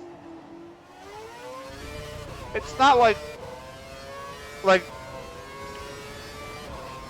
if they were Pirates, it's not like Pirates Phillies, right?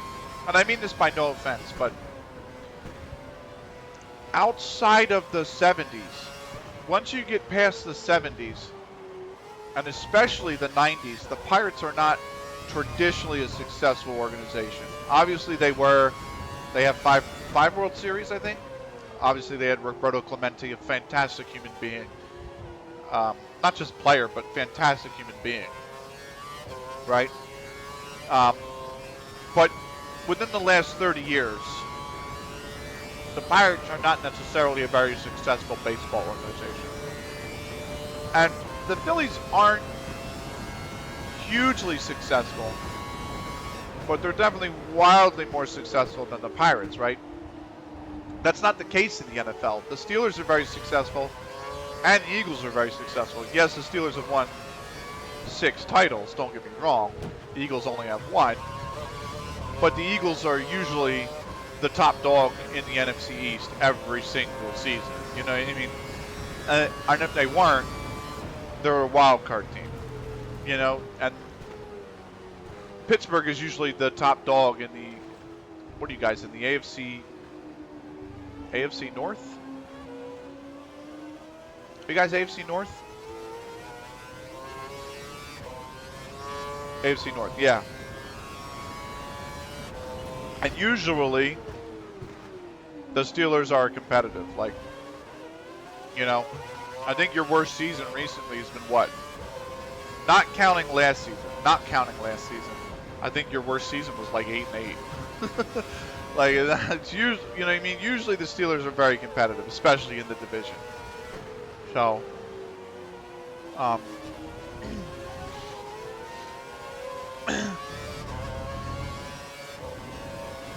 that's why it surprises me, because it's like the Eagles are usually, I would understand it if it's a team that has a lot of success. The last sub 500 season was 2003. Yeah, exactly. Exactly. 21 years. So that's why I guess the point I was trying to make is I would understand it if one team like the Steelers were wildly successful and the Eagles were dog every year. But that's not the case, you know what I mean? So the fact that they have that many Steelers fans surprises me. I don't get the Ravens. I honestly don't understand why. Like, I don't. Worst record in my lifetime was 5-11 in 1988. Wow. I think I've seen every one of my sports teams finish bottom of the league. The Oilers definitely have been. They've been for. They've had multiple seasons at the bottom. The Union had multiple seasons at the bottom when they started. They were the worst team in the league every year for like the opening 4 seasons. The Phillies have definitely been the worst team in baseball before in my lifetime. Can't really say the Eagles because I'm not an Eagles fan. I'm just not really an American football fan, but and I can't really say the Sixers because I'm not huge on basketball. In fact, I don't really like basketball, but they've definitely been bottom no matter multiple times. So I don't know. I've seen my clubs finish as the worst in the league more than I've seen them win the league. Which, I don't know. It's just the pain of being a Philly sports fan.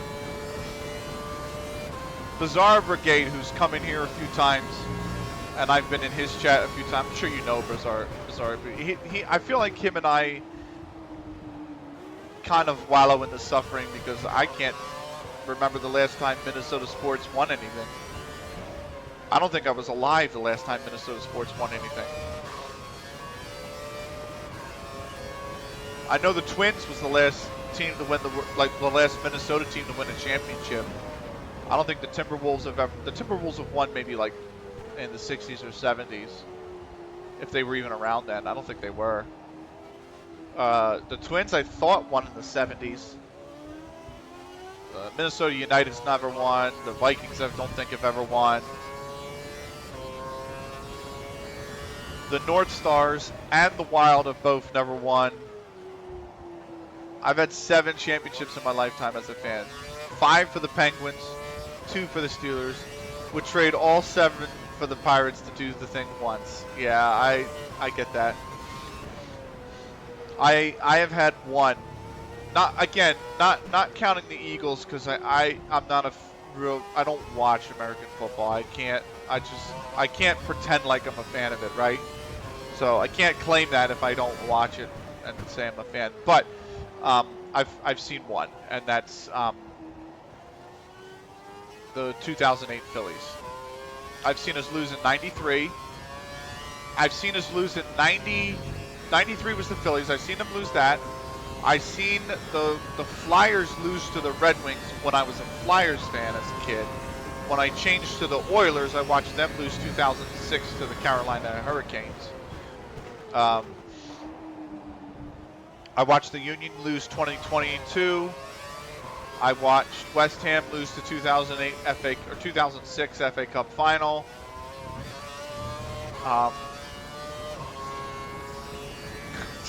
I've watched the Union lose 2 U.S. Open Cup finals back to back. One to Kansas City, the other to Seattle.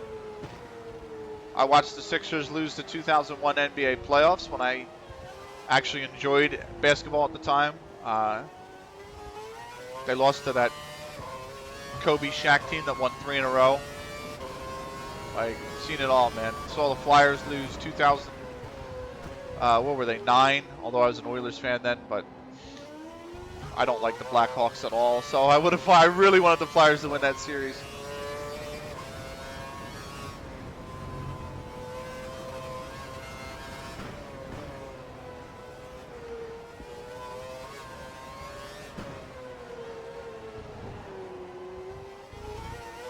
"2010, okay.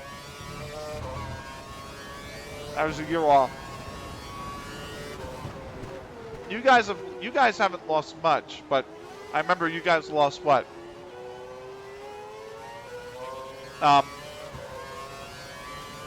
Was it 2008 to the? Yeah. But the year before, I think Detroit beat you.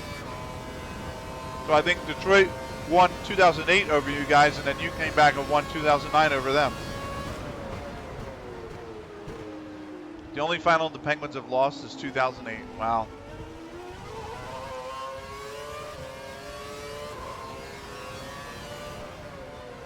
I think the Oilers have lost 2. They lost 06 to the Hurricanes. And I think Edmonton lost the I don't know if it was 89 they lost, but they lost another one. I know that.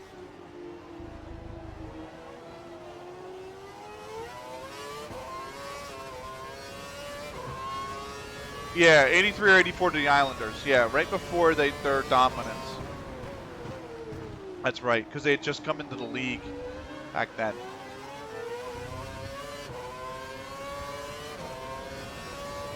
I wasn't born then, so I was born in 88. So, but God, I hope we do it this year, man. Who are you pulling for, Sean? You pulling for Florida Panthers, or are you pulling for the Edmonton Oilers? I gotta put you on the spot, man.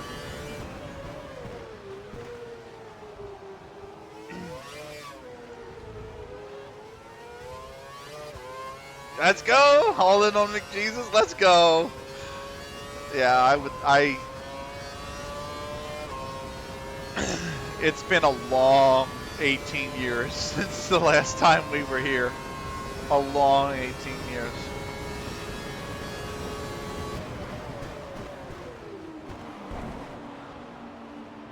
I will say that. The amount of times in like the 2000, it's been a wild 18 years. Yeah, I actually thought in 07 we had a good chance of going back after we lost the final. And even though we lost Pronger, and then it all fell apart. And then all of a sudden we were the worst team in the league for years. And then we had McDavid as a young kid, and they just never put anything together. And I'm like, I think Florida's going to be really tough to beat, though. But then again, I thought Dallas was going to be extremely tough to beat. They were, don't get me wrong. It wasn't an easy series. But, I mean, when you get this far, I guess anything's possible, right? So, that's the hope. That's the copium that I tell myself going into this series. I think game 1's tonight. Oh God, I don't know if my heart can take that. Might have to fire the second laptop up and put the game up on the second laptop while we watch or while we finish the stream. So.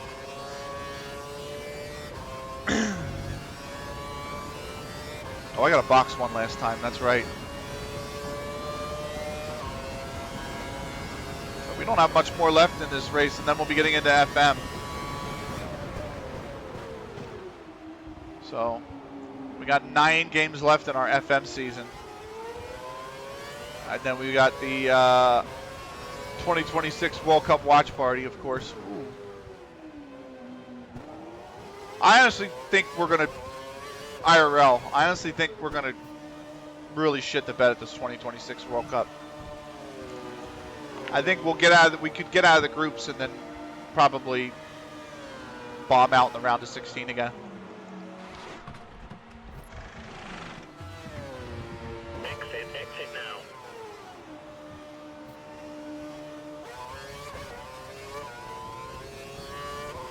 You have no more scheduled pit stops, so look after your tyres. I just think tactically,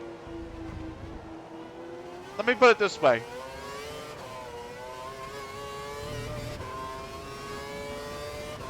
Greg Berhalter is like the American version of Gareth Southgate. So,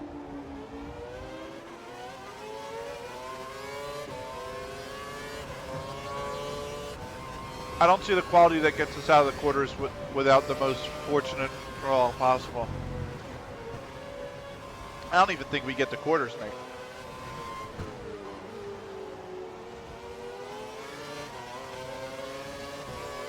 I think we get the round of 16 and we're done. So I just think Berhalter's like a Southgate type that just he has his team he constantly picks. They're not tactically set up that great. And he just needs the players' quality to carry him through. That'll work against, you know, an expanded World Cup field in the group stage, sure, you know. We get to play like an Austria or Switzerland or something. That'll get us through those games. The moment we got to play anybody in the top 20 in the FIFA rankings, that's not going to happen. You know. So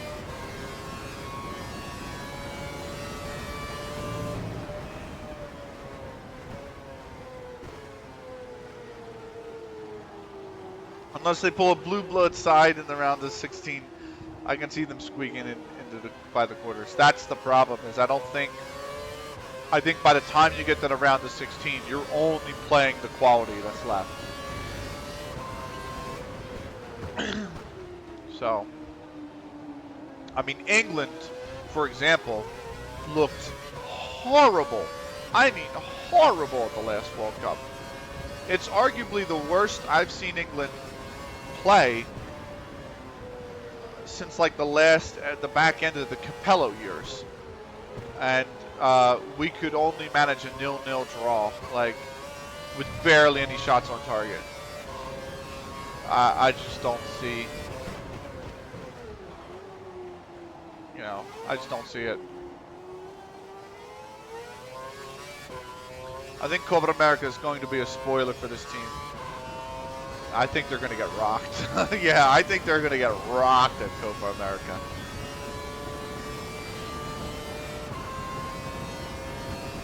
I mean, they might beat one or two South American teams if you put them up against them. You know, they might beat Ecuador. They might beat Venezuela. They might beat, you know, Bolivia, Peru, Paraguay, even.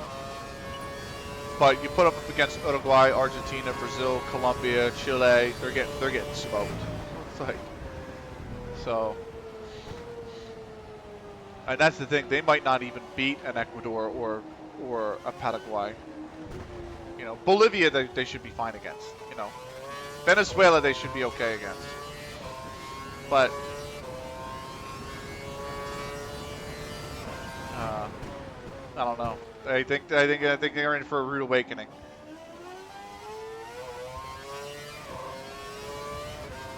I won't be watching though. I'll be watching the Euros. I don't really care for Copa America. And I don't like this idea that North American teams are coming down to play Copa America. I understand why they do it. The U.S. needs better competition than St. Kitts and Nevis. Totally understand that. Totally understand that the Common Ball want to expand Copa America too because they only have 10 teams, and Argentina and Brazil are basically beating up on a majority of the other sides in Copa America. I totally get that, but it's not for me. You get out of the group and get Brazil, Colombia, have fun. Exactly. You get Argentina, sayonara. You know?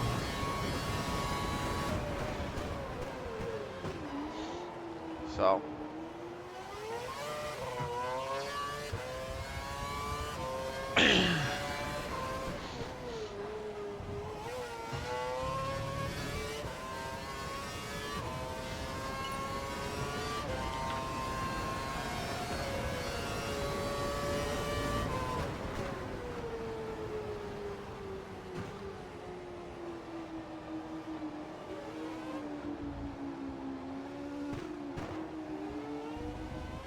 I'll watch the U.S. stuff, but the South American rugby soccer hybrid is not for me. Yeah.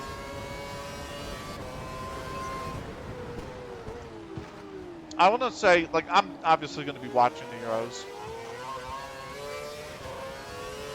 And I even want to say I'll enjoy the Euros, but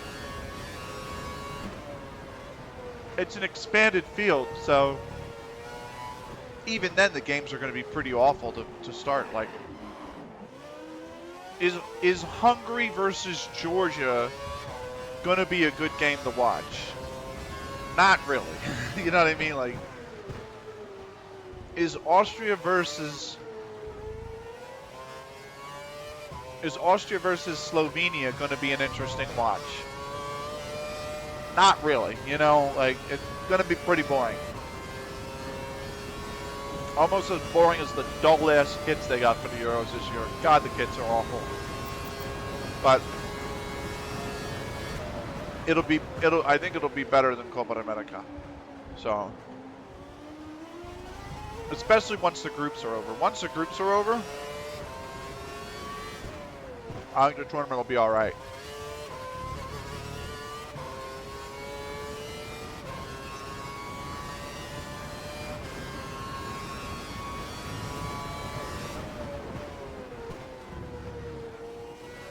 That's a good point. You're right, but my point is, like, it's not going to be anything. It's not going to be like most teams that are underdogs, like Switzerland, Slovakia, things like that. They're going to play really defensive football, and teams that don't have quality in attack but are half decent, Hungary, Poland,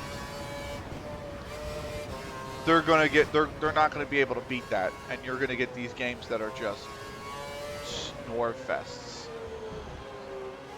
You know, it happens at the World Cup. It happens at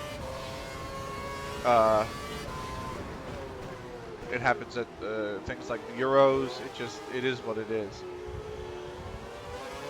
Like chaos to me is the Gold Cup, because sometimes those games get like a Martinique, and the kits are such a disappointment for the gems. I know most of them are just monochrome color trim around the shirt. I'm like, oh my god, this is terrible.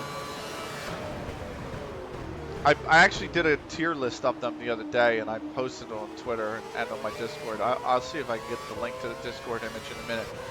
But the Croatian ones, great. They're great. Germany's, great. Italy's, classic. You know what I mean? They're classic jerseys. But, like, Poland's is awful. Slovakia's are bad. Austria's are insanely boring.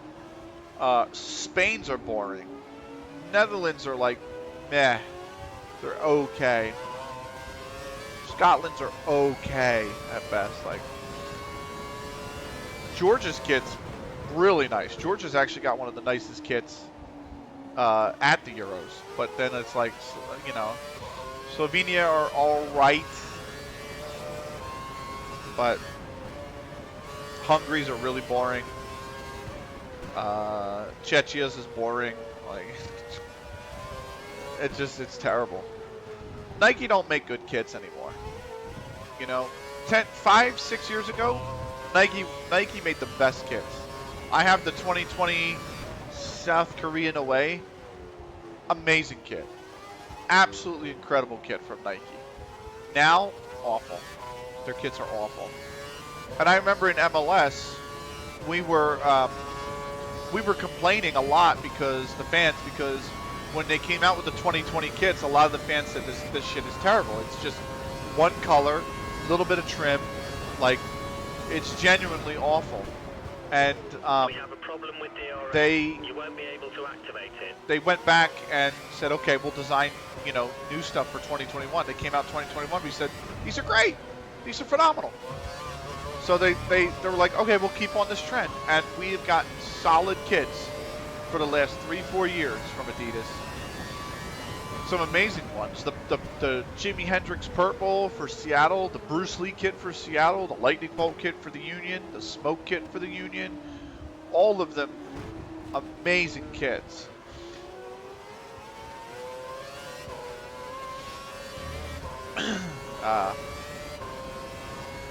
But Adidas used to be that real boring manufacturer. Now it's Nike.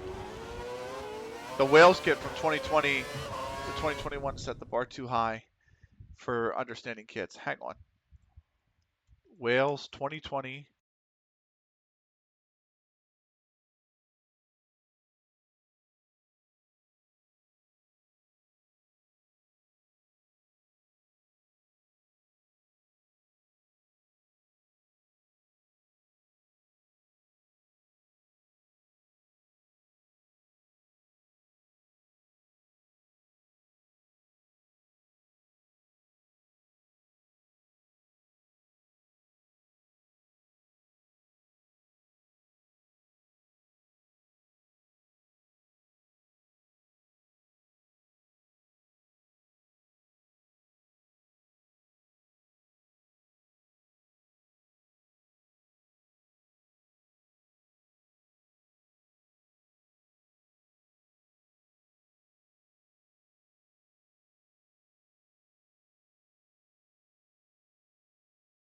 I posted another Discord and some guy was like, when you have them all together like that, yeah, it looks really dull.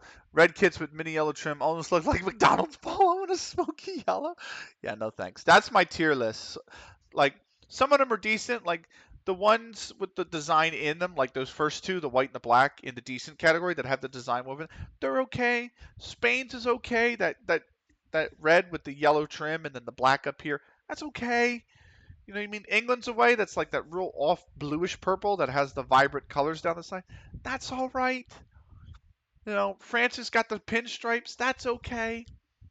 Um, but some of them are like, look at Austria's, the first one in the bad category. Like that is insanely boring. Like that's insanely boring. England's is boring. England's away. Just white with the blue trim. Boring. I've seen it for 30 years, mate. You know, the Croatia blue kit, though, the second one that's in good, phenomenal. Phenomenal kit. Absolutely brilliant. Germany's away with the white with the German flag trim colors up here, and then the black down. Great. Fantastic. Um, but, like, they're just awful. They're just really, really bad. Uh, Slovenia's got the one that has the stripe down the center. Georgia's kit is not on here, by the way. They didn't put this on the tier. I don't know why, but they didn't put it in the tier list for some reason. But yeah, Georgia's kit is missing from here. The white kit that they have, incredible. That kit would immediately go up to goated fabric. I think it'd be either good or goated fabric. It's so good. But like Turkey, look at Turkey's the last one that's in the Bennett category on the right. It's literally just completely red, and then the Turkey, uh, the crescent or the half crescent and the star is white, and the Nike check is white. That's the whole kit, and it's the same thing for Poland that's in the Bennett category, and it's this like it's just come on, man, these are so freaking terrible. Like,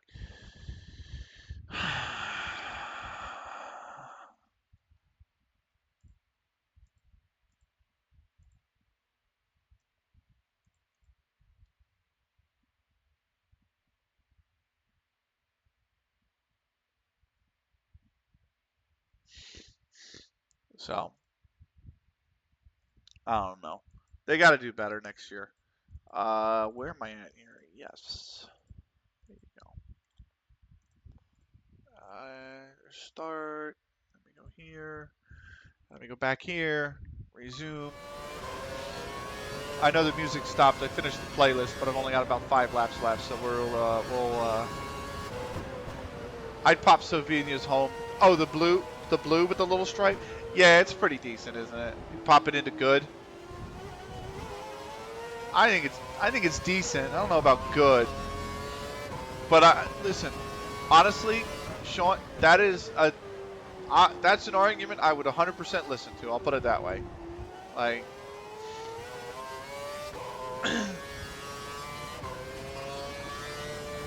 so, but most of them are just dull, like dull.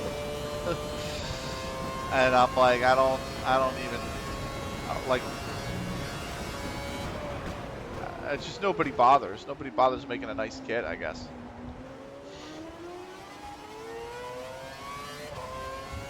Germany's away though. That pink, oh, and Portugal's away with that real like light baby powder blue. So good. By far the best kits at the Euro this year.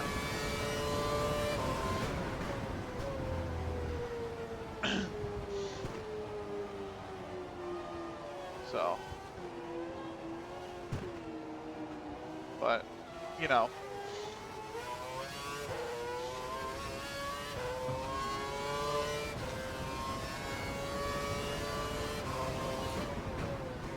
Germany showing up in a pink kit is tremendous. Yeah, it's so good. And the away's not bad too, because they want the traditional away white, which I hate the fact that every team seems to want to play in white away. But the trim is so nice on the Germany kit that I'm like, okay, that's actually pretty decent. And that's the same way I feel about Italy's, right? So.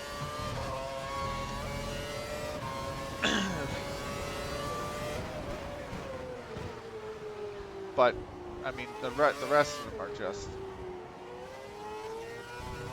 They're not ordered within the tier, by the way. People like order them within the tier, and they're like, this one's better than this one's better than... I just know. It's just, this is the tier they belong to. And I just did it as in the order that they appear. So... But yeah, they're so bad this year, most of them.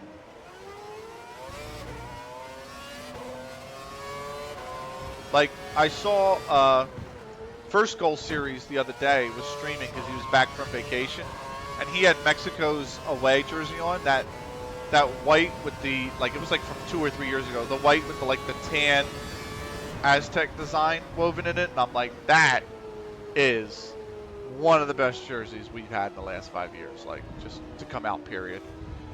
It's rare that you can go wrong when incorporating a tricolored flag. See, you say that, but then most of the nations that have jerseys... Oh, I see what you're saying. When you actually incorporate it, as opposed to the nations on there that have tricolored flags, but don't do anything to incorporate that flag in the design. That's fair, yeah.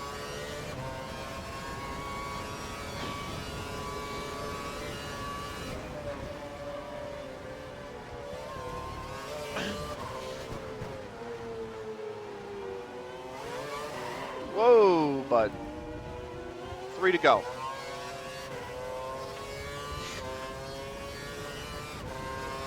Yeah. So, I'm hoping the World Cup kits, I just want the U.S. to go back to the denim kits in the 94 World Cup. I don't know about that. They were hot, but also, like, releasing them this year might be a hot mess. I like the one that they had the stripe that went down, like the Polo one, the one that was made by Polo and they made that stripe. That was okay.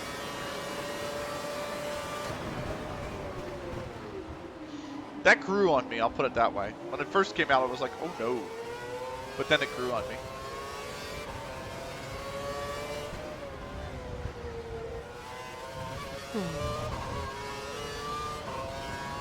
Bring the car home, only a couple of laps to go. So, most of the stuff we play in now is boring. I don't know. Oh, good. Senna's 8th. That's big points for us if he finishes 8th. Come on, Senna.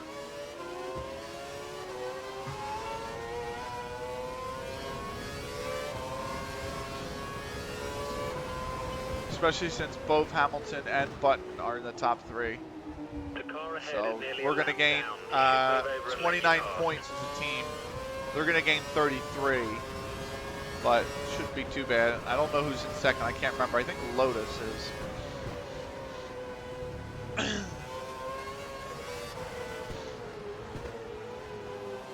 So we only got next lap is the final lap, so.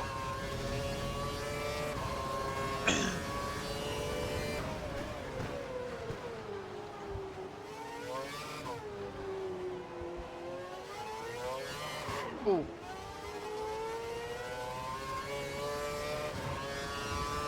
I wonder if you can still, I'm sure you can still find a few of those kids kicking around, by the way, the US Denim.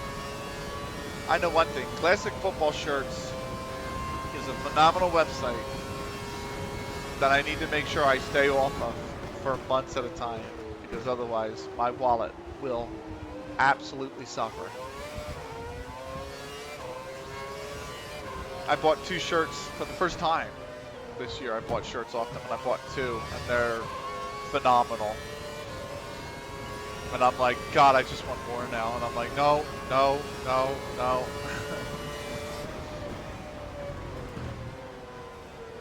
Then I bought others directly from the club, like this one. About 2 months away from going wild on tours, but yeah, when the new, so my goal is to start a collection of lower league football clubs. We're talking like, not League 2, we're talking like way down there.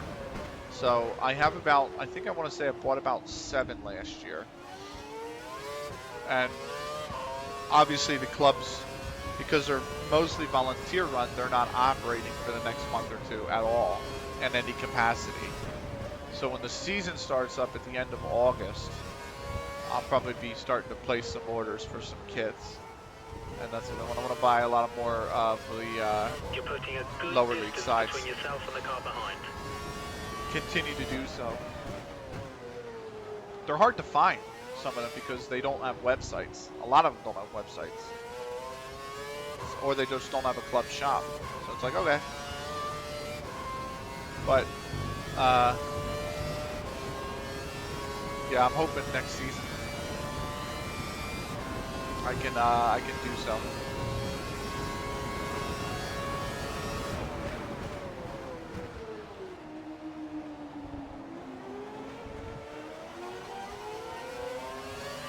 I'd love to get the Dulwich Hamlet kit. I think so that's my lower league white whale. Nice.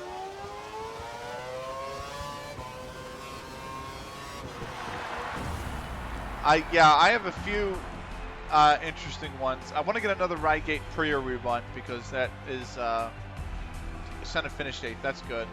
I think that the club we've been in contact a lot, and I think I'm going to sponsor a club next season. Brilliant, that's the double. Pole and the Ooh, win. Grosjean DNF'd, Verne DNF'd, so 22nd was picked. Then it's Carthagena, Glock, Ricardo, De La Rosa, Petrov, Hulkenberg, Massa, Kovalainen in the Caterham up to 14. Not bad for him. Weber, Perez, Teresta, Kamui Kobayashi starts the points. He got 1. Alonso got 2 for Ferrari. Senna up 4 positions, gets us 4 points for the team. Schumacher in 7th gets 6th. Then it's Vettel in 6th with 8. Rosberg drops 3 to 5th for 10.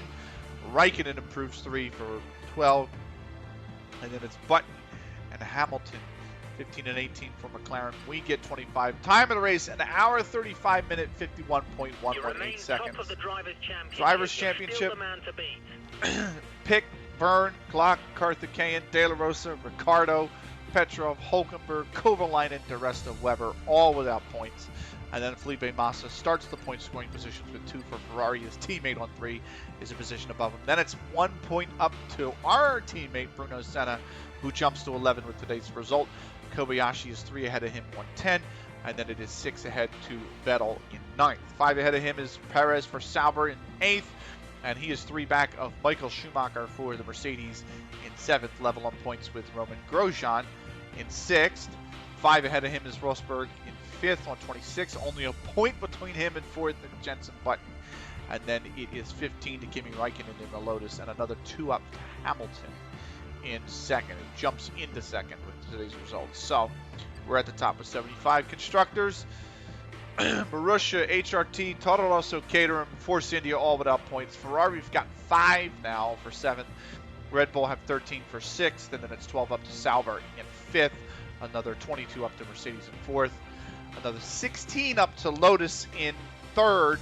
And then it's 8 points between them and McLaren in 2nd. We take the top spot. It was Lotus at top after the opening race of the weekend. We are now top, but only by 8 points over McLaren, who have taken 3rd off, or 2nd, I should say, as well. Lotus dropped to 3rd, so interesting. We actually had quite a dogfight for the constructors last year. We had to win it on the last day of the season. I'm almost the top rank as well, rank 50. That's good. What do we got here in terms of the mail real quick? Race results, 3rd win of the season, tire wear. Oh, we have Bahrain next. That's right. I want aggressive because it's the last season. So we're going to go aggressive. Bahrain is next. That's right. And it's going to be dry. So dry race for Bahrain. That'll be coming on a later stream. That is the end of F1 2012. And that's the end of the recording. So for the YouTube people, thank you so much for watching. And we'll see you in the next race or video. Until then, take care.